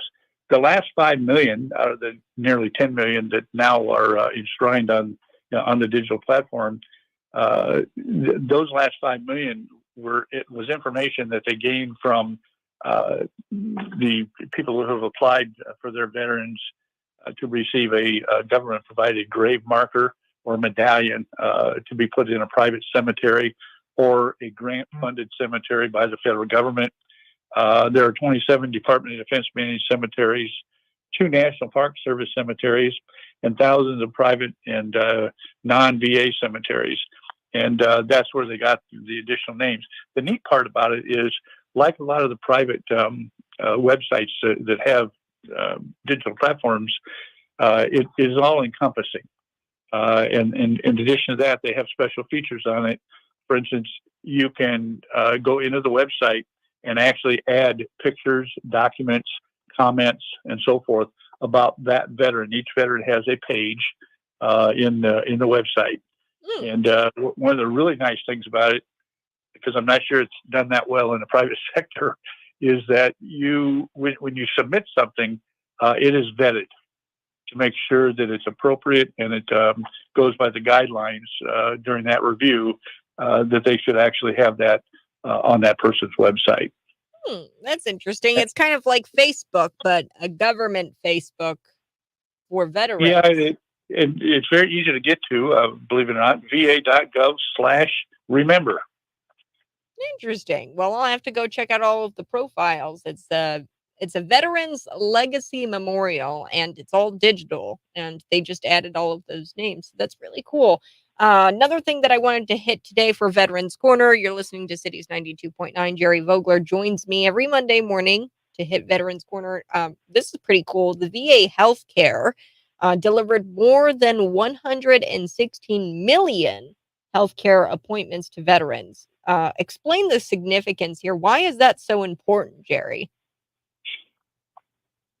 Well, this number of 116 million healthcare appointments was just during the fiscal year 2023, which began in October of 2022 and just ended. That's how we actually have the numbers. Those 3 million appointments were delivered, and essentially the cost of those delivery was $163 billion in earned benefits, and including $150 billion in compensation and pension for service-connected and non-service connected benefits, and it involved 1,531,685 veterans and or survivors. The benefits include that is in that figure are things like, besides compensation and pension, but also caregiver services, toxic screenings, life insurance coverage, services for veterans in crisis, like the crisis hotline, funeral and burial assistance, and interment in national cemeteries. Significant thing here is that the VA continues to uphold their promise that was made by Abraham Lincoln to all veterans, and that was to care for those who have served in our nation's military and for their families, caregivers, and survivors. More details about the record VA year are available by browsing VA News Record Setting 2023, and it should pop right up. Awesome. And we're getting close to the break here, and I want to make sure that we get the quote of the day. So for our listeners, every Monday, Jerry Vogler, he brings a quote of the day, and I just love them. This one's by Ben Carson, correct? Correct. It really came out of some thinking about what I'm seeing on the news every day. And that is, who's responsible for all these divisions that are threatening to tear America apart? Does it really matter that we can find someone or some group to blame? If all we do is place the blame and get satisfaction in that fact, then we will probably miss the opportunity to make things right again. And Ben Carson, I think, encapsulated that thought very well. If we put an end to division, people from all political persuasions will have to stop fighting one another and seek true unity, not just a consensus that benefits one party. It's a good quote. It's a great quote. And Jerry Vogler, we're up against a break, but thank you so much. And again, Jerry, thank you for your service. Veterans Day. It was incredible to listen to a story of a veteran here locally. My friend David Paul Blumenchen, you know David, was talking about how he met a veteran out at the Toyota dealership, and how this veteran was just talking about his life. You know, he's a hog hunter. He's from Texas. He had a big old truck there. It was a Toyota Tundra, and he was getting it serviced. He was talking about his life and his service a little bit. And I mean, there's veterans all around you, and you can always thank a veteran, and try to thank a veteran every day. I mean, I'm glad that I have my family members, right? My grandfather, and multiple family members of mine have served, and I'm grateful for their service as well. And they're just everywhere in the community. And you know, he's a hog hunter, and he's doing that now after his service, and that's incredible, because they've got, like, it was an interesting story. They've got a big problem in Texas with these wild hogs, and he's dedicating his time to get these wild hogs eradicated, because they're destroying the lands of the farmers there and killing livestock and things like that. So he's still helping out people. But Jerry, thanks so much for joining me here at Cities 92.9. Thanks for having me. You have a great day. You too. All right, folks, we're going to be back. A few things I want to hit. Poof. San Francisco, the homeless problem disappeared overnight because President Joe Biden was meeting with President Xi Jinping, and Joe Biden, of course, couldn't be embarrassed. I mean, come on. You just existing, Joe, is embarrassing. Or just you being you, Joe, is embarrassing to the American people, because here he is. He's in Illinois. He's at the UAW protest rally thing, and he couldn't even get the shirt on, the T-shirt. This guy had to come and help him put the T-shirt on, and it was just embarrassing. So, like I said, Joe Biden, he didn't want to be embarrassed in front of his benefactor and his ideological comrade. And what Joe Biden did, he cleaned up the homeless crisis in San Francisco prior to meeting with Xi Jinping. That's next.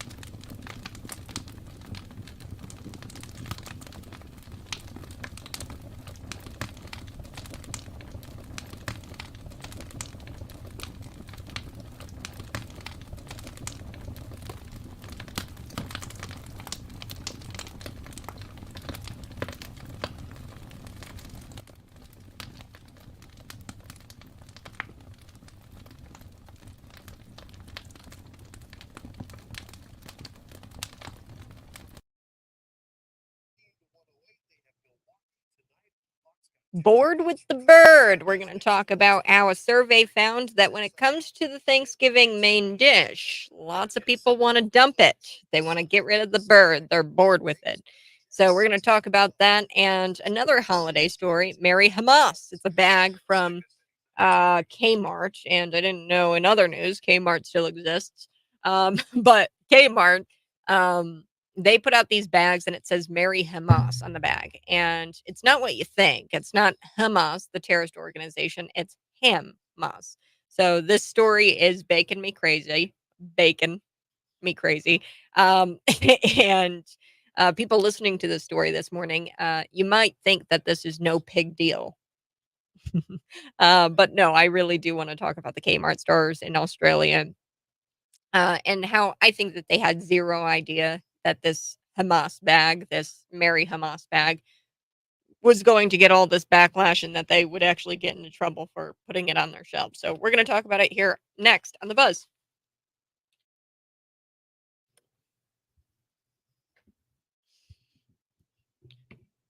YouTube, Facebook, Twitter, and Rumble. Find me there. Subscribe to my YouTube channel. That's Cat Peterson 929. Just find me on social media. Give me a follow. Now, before we took the break, I was telling you guys a little bit about San Francisco. We're going to get there, folks, because the homeless problem just disappeared overnight ahead of Joe Biden's meeting with the Chinese President Xi Jinping. And we've got Megan Rapinoe out there this morning, and I want to get to that before we get to the San Francisco thing. I also want to talk about Merry Hamas. We've got so much to get to. This bag that was on the Kmart shelves, and now it's off the shelves because people were outraged that it said Merry Hamas on it. No, it's not the terrorist organization.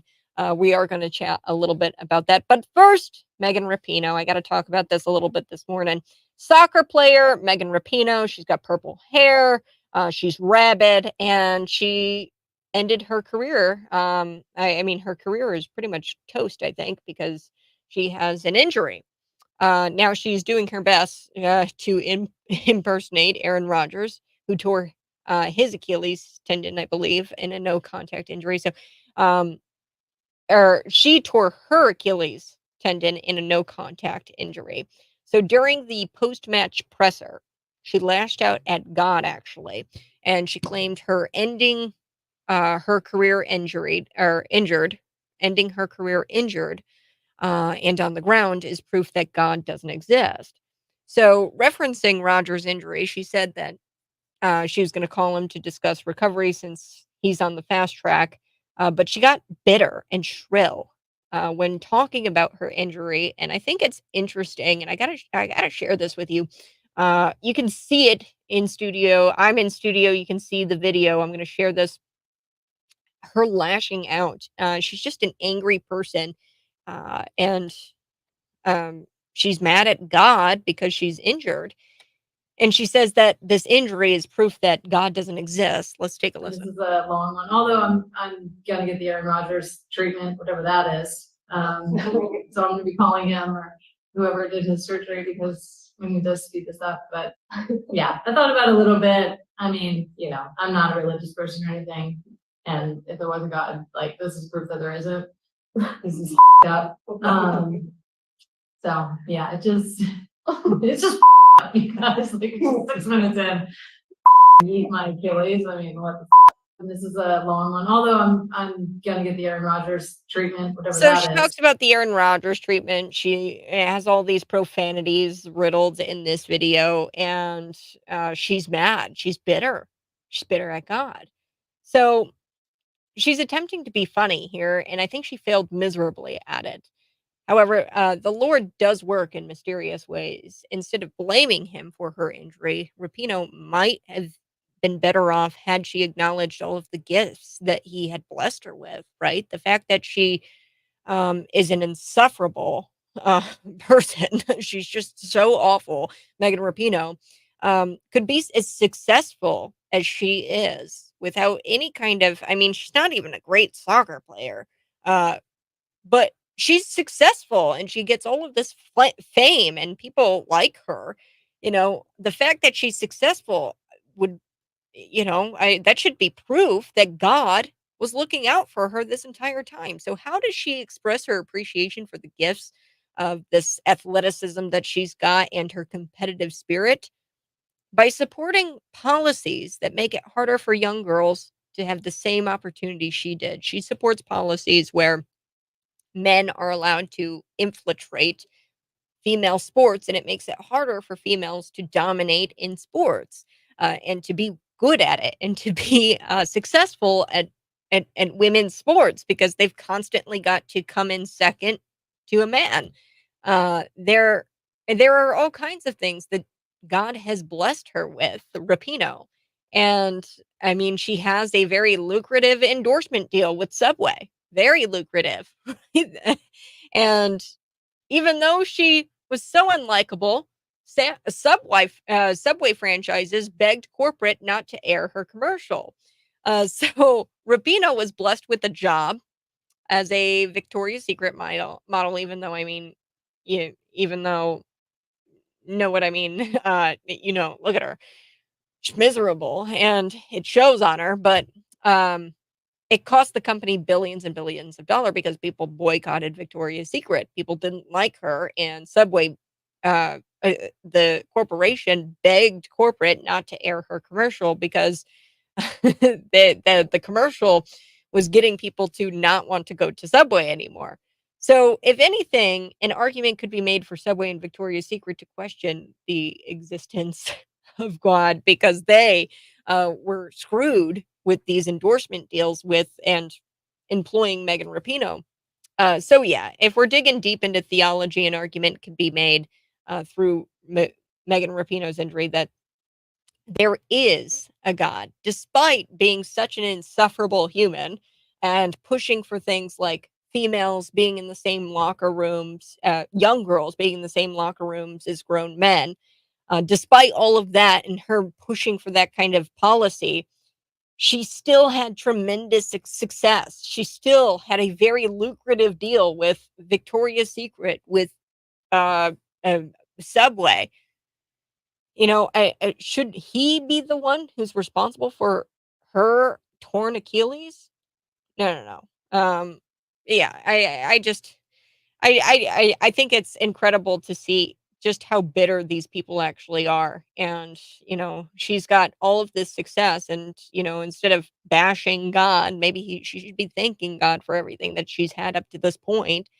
Yeah, I feel for Megan Rapinoe, I really do. I do have to take a quick break, but when we come back, do want to hit the Kmart pulling this festive bag. It says Merry Hamas on it. They pulled it from their shelves because of outrage. Then I do want to hit San Francisco, how the homeless problem disappeared overnight because President Joe Biden was meeting President Xi Jinping. So that's next on the Morning Buzz, Cities 92.9. Find me on Facebook Live, YouTube, and Twitter. You can also find me on Rumble.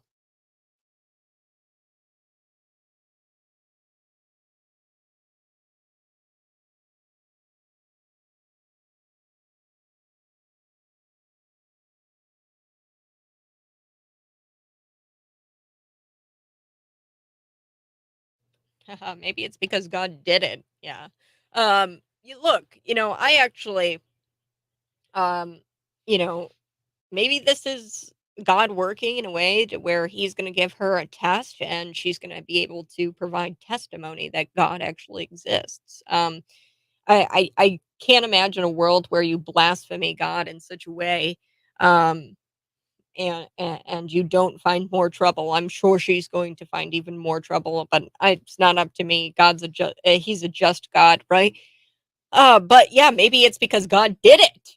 Um, and really, what I think it is, Megan Rapinoe, and she's starting to see, hey, look at all of this. Um, she uses name in vain, and it's riddled with profanities. I'm not a religious person or anything. And if there was a God, like, this is proof that there isn't. Um, this is screwed up. This is screwed up. 6 minutes in, and I tear my Achilles tendon. And look, she's just an insufferable person, and she's blaming God for this injury. Rapino, I think she'd be she'd be better off if she acknowledged the gifts that he's actually blessed her with and gave him more credit. Maybe this is God being a just God. I don't know, where he didn't get any kind of credit for her success. She has all of these incredible, gifts as an athlete. She has a competitive spirit, and yet she attributes none of that to him. And maybe that's why she did. And I'm like Bob. Maybe that is exactly why um, God did what he did. Pride cometh before the fall. Yep, these are indicators of the last days where pride is just going to be rampant. And it's not the good pride, right? It's not the pride that a grandma has for their their grandkids on the soccer field. Okay, a this is a sinful pride that she has. And she was a Victoria's Secret model. She got all kinds of lucrative deals with them, lucrative deals with Subway, and she refuses to acknowledge that God gave her all of this incredible talent and used none of it for him. And in the end time, and she uh she got what she got, right? But she's trying to say that this is proof that God doesn't exist, which is hilarious. And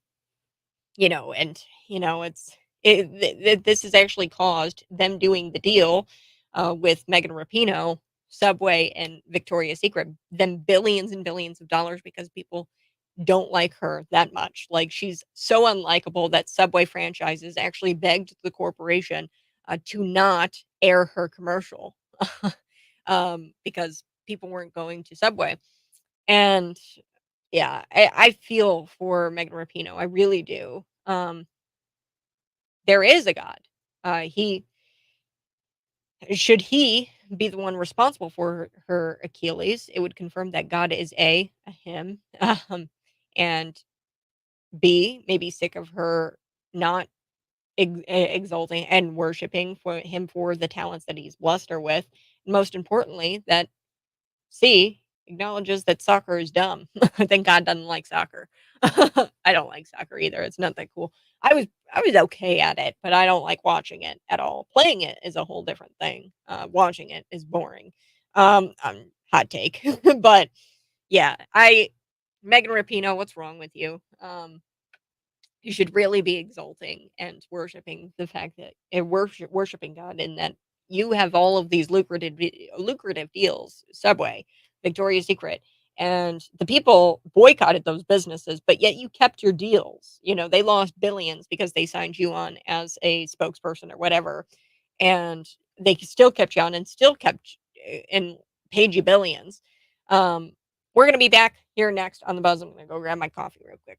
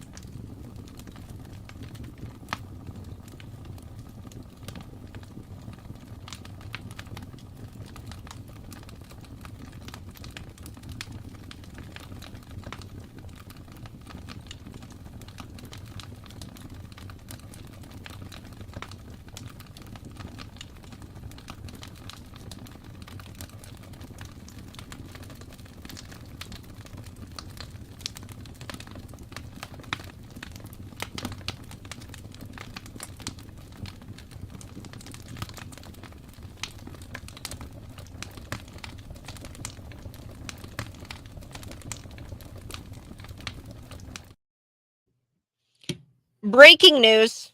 Federal agents with Joe Biden's daughter Naomi opened fire after 3 suspects tried to break into an unmarked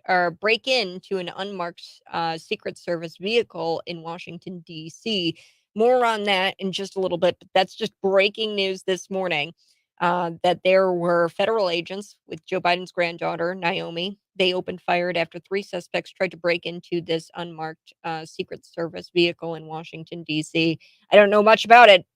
Just know that this is news that just broke. Carjackers accidentally picked the one secured car in Washington, D.C. What do y'all think?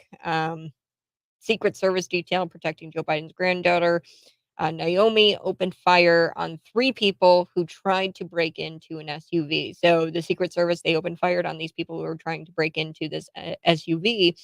And it was the one secured car in Washington, D.C.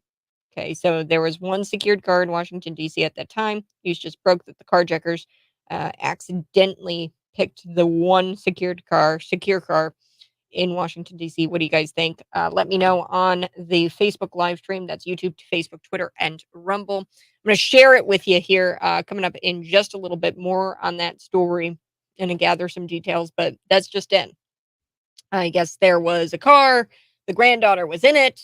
Some carjackers tried to bust into the car, and that led the Secret Service agents who were carrying or who were driving around the granddaughter, Joe Biden's granddaughter, Naomi. That led the Secret Service agents to open fire on these suspects. So, wow, that's big news. So we're going to chat a little bit about that coming up in just a bit. Speaking of Joe Biden, do have to talk about San Francisco. This is news. Disappears overnight, the homeless crisis. Yes. So, I talk a lot about the drug problems, about the homeless problem, needle problem, the fecal stained streets of San Francisco. And it's common for people to wonder to themselves when I bring these things up, why is nothing being done about it?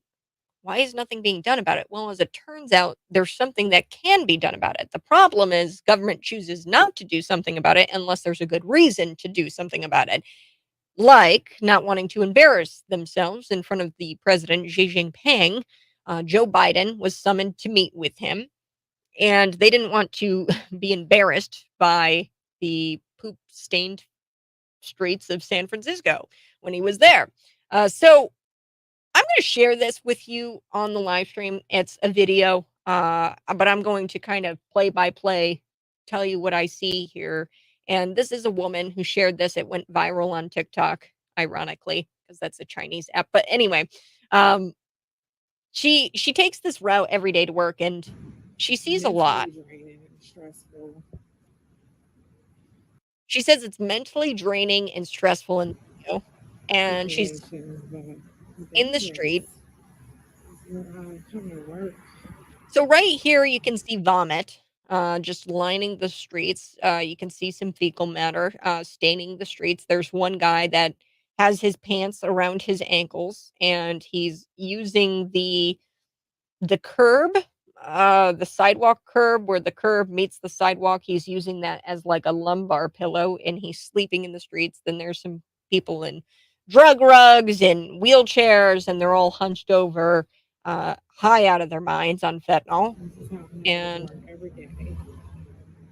she says that she takes this route to work every single day. That's her commute. She walks it. She walks this strip in downtown San Francisco where there's just it's terrible. There's needles on the ground. You can see litter everywhere. Now that happened on November 6th. That viral video went viral on November 6th. Now fast forward to November 11th, when President Xi Jinping summoned President Joe Biden to meet with him. There was a gentleman who shared this video out on the morning of November 11th. So they really, this is kind of impressive. They really just pulled an all-nighter here, and they cleared up the streets. So here we go. I'm going to share that with you here on the live stream if you're watching on video. If you're not, if you're on the radio, I'll explain what's going on here. Here we are, downtown San Francisco, and as you can see, they got it blocked off. I'm not a big fan of these barricades. sad our country's not safe enough. Sad they got to put up barricades. So there's a gentleman who's filming. There's these big black, they're like gates, barricades, and it's barricading the sidewalk from public access. So the only people who have access to the sidewalks are those who are frequenting the businesses in the downtown strip there. So you can walk through these gates, and if you have access to those buildings, then you can have access to the sidewalk. Otherwise, the general public doesn't have access to the sidewalk. So like I said, folks, Xi Jinping, he agreed to meet with Biden at the Asia Pacific Economic Corporation. That's APEC. And this is a summit in San Francisco. So the APEC, it was founded in Australia and headquartered in Singapore. This is an intergovernmental forum with 21 economies, a part of this group, a part of this forum. And the economies are all that of in the Pacific Rim. And it promotes free trade throughout the Asia Pacific region. So the Pacific Rim, it's all of the lands that are quite literally on the rim of the Pacific Ocean. So I know that's a lot to unpack. APEC, what is that? Here's that's a lot of words. The best one to summarize it all: globalization. Okay, that's what that is. APEC, the summit, the Intergovernmental Forum with 21 economies. That's globalization. And Joe Biden, the California governor, Gavin Newsom, who he himself, Gavin Newsom, traveled to China to kiss the ring of Xi Jinping. Biden and Newsom, they did not want to embarrass themselves in front of the benefactor and the ideological comrade Xi Jinping. So the drug problem, the homeless problem, the crime problem, the poop problem that the progressives who run San Francisco make American citizens deal with day to day to day to day to day, it disappears for a few days. It's because Xi Jinping was in town. Okay. And he visited San Francisco, and the government actually cleared out the homeless, put up these barricades, and then they put in 100 new planters. That's pretty impressive. These planters are actually beautiful. They've got flowers in them, and it's amazing what can happen if government actually wants to fix things.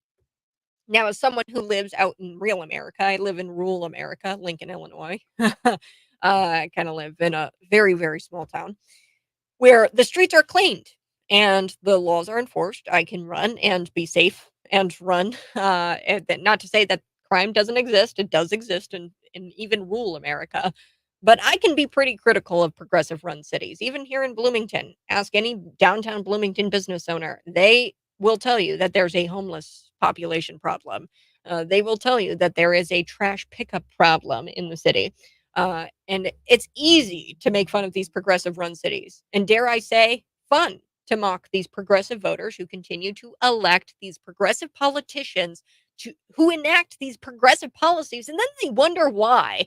They wonder why it's unsafe to leave their glorified closet that they call an apartment at night. They wonder why. Gee, it's so unsafe. I can't leave my closet. Yeah, my glorified closet that I call an apartment. Yeah, but I have to hand it to San Francisco because the city's not incompetent. They just proved it right here. All they need is motivation. This is pretty impressive. All right, I do have to take a quick break, but when we come back, like I said, this just in, breaking news: Secret Service agents, the detail there, they opened fired on some suspects because these carjackers tried to break into this unmarked Secret Service vehicle. It's the only one that was secured in Washington, D.C. at the time. I think it's interesting that these three suspects tried to break into the vehicle. We're back. Naomi is Joe Biden's granddaughter's name, and she was in the vehicle, and these federal agents opened fired on these guys who tried to carjack that vehicle. I don't know much about it. It's just in this morning, so we'll talk about it here next on The Buzz.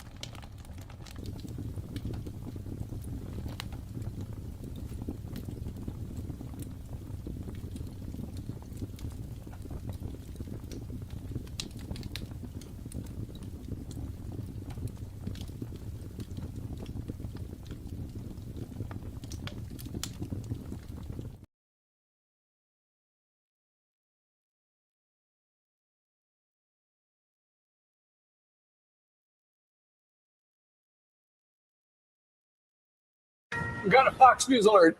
This is brand new, just into the newsroom. The Associated Press is reporting that Secret Service agents protecting President Biden's granddaughter opened fire after 3 people tried to break into an unmarked Secret Service vehicle in the nation's capital. Agents assigned to Naomi Biden were with her in Washington's Georgetown neighborhood when they saw 3 people trying to break into an unoccupied SUV. One agent opened fire. No one was hurt. As soon as we get more information, we will go down to D.C. for the latest. We got a Fox News alert. This is brand. That's just in. And sources say that Donald Trump tried to grab the steering wheel. Nobody was hurt. And look, breaking into a vehicle with force is deadly force weird. Why didn't they call a social worker to try to get at the root cause of why the thief was trying to steal the vehicle? Yep, looks like this is another case of the good guys with guns, and thank goodness for the good guys with guns. Am I right? Oh, man. So more to come out on this. I'm sure it's just in this morning. So I don't know. I guess the Secret Service agents, they opened fire. These federal agents opened fire on some suspects who were trying to jack the secured car in Washington, D.C., where Naomi, the granddaughter of the president, Joe Biden, was in that car, and they had to open fire because there were some guys trying to get into the car and jack the car. So the good guys with the guns stopped the bad guy. I'm kind of shocked that they had to use like deadly force or tried to. Nobody died. I don't think anybody got injured, but we'll have to find out more. But they used the guns to stop the carjackers, and it's just another case of good guys using guns to stop the bad guys, right? So I kind of question why Joe Biden would want a federal gun on bans because his daughter right now. Is safe because Secret Service agents had guns. But he doesn't want you to have a gun. Oh, that's right. That's right. So one thing that I wanted to talk about before we go today is this Hamas Christmas bag. And I want to point this out, Kmart. They had to pull this festive bag. It says Merry Hamas on it. And they pulled it from their shelves. And this story is making me crazy. And people listening to this story this morning may think it's no big deal. But the Kmart stores in Australia, and I had no idea that Kmart still existed. That's in other news, Kmart still exist.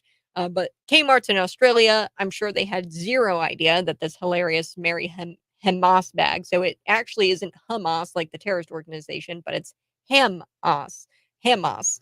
And it's a punny bag, and it was meant to store ham in the fridge. So it's a ham bag, and you put it in the fridge, and you put the ham in the bag. But one look at the bag and you'll shortly realize that this was kind of distasteful because it looks like it says Merry Hamas on it. The Australian Jewish Association, they called them out. They were outraged and they did not find the ham bag in the fridge, the Merry Hamas bag. They didn't find that amusing. All right. Well, you guys have a great rest of your day. And as always, find the archived video on YouTube. That's Cat Peterson 929. Find it on Rumble, Twitter, Facebook. I'll be back at it tomorrow morning, 6 a.m. to 9 a.m. Up next after me on the radio, it's Glenn Beck, Dan Bongino, Sean Hannity, Mark Levin, and Mark Lee Van Camp and Robbins. Bye-bye. Love you.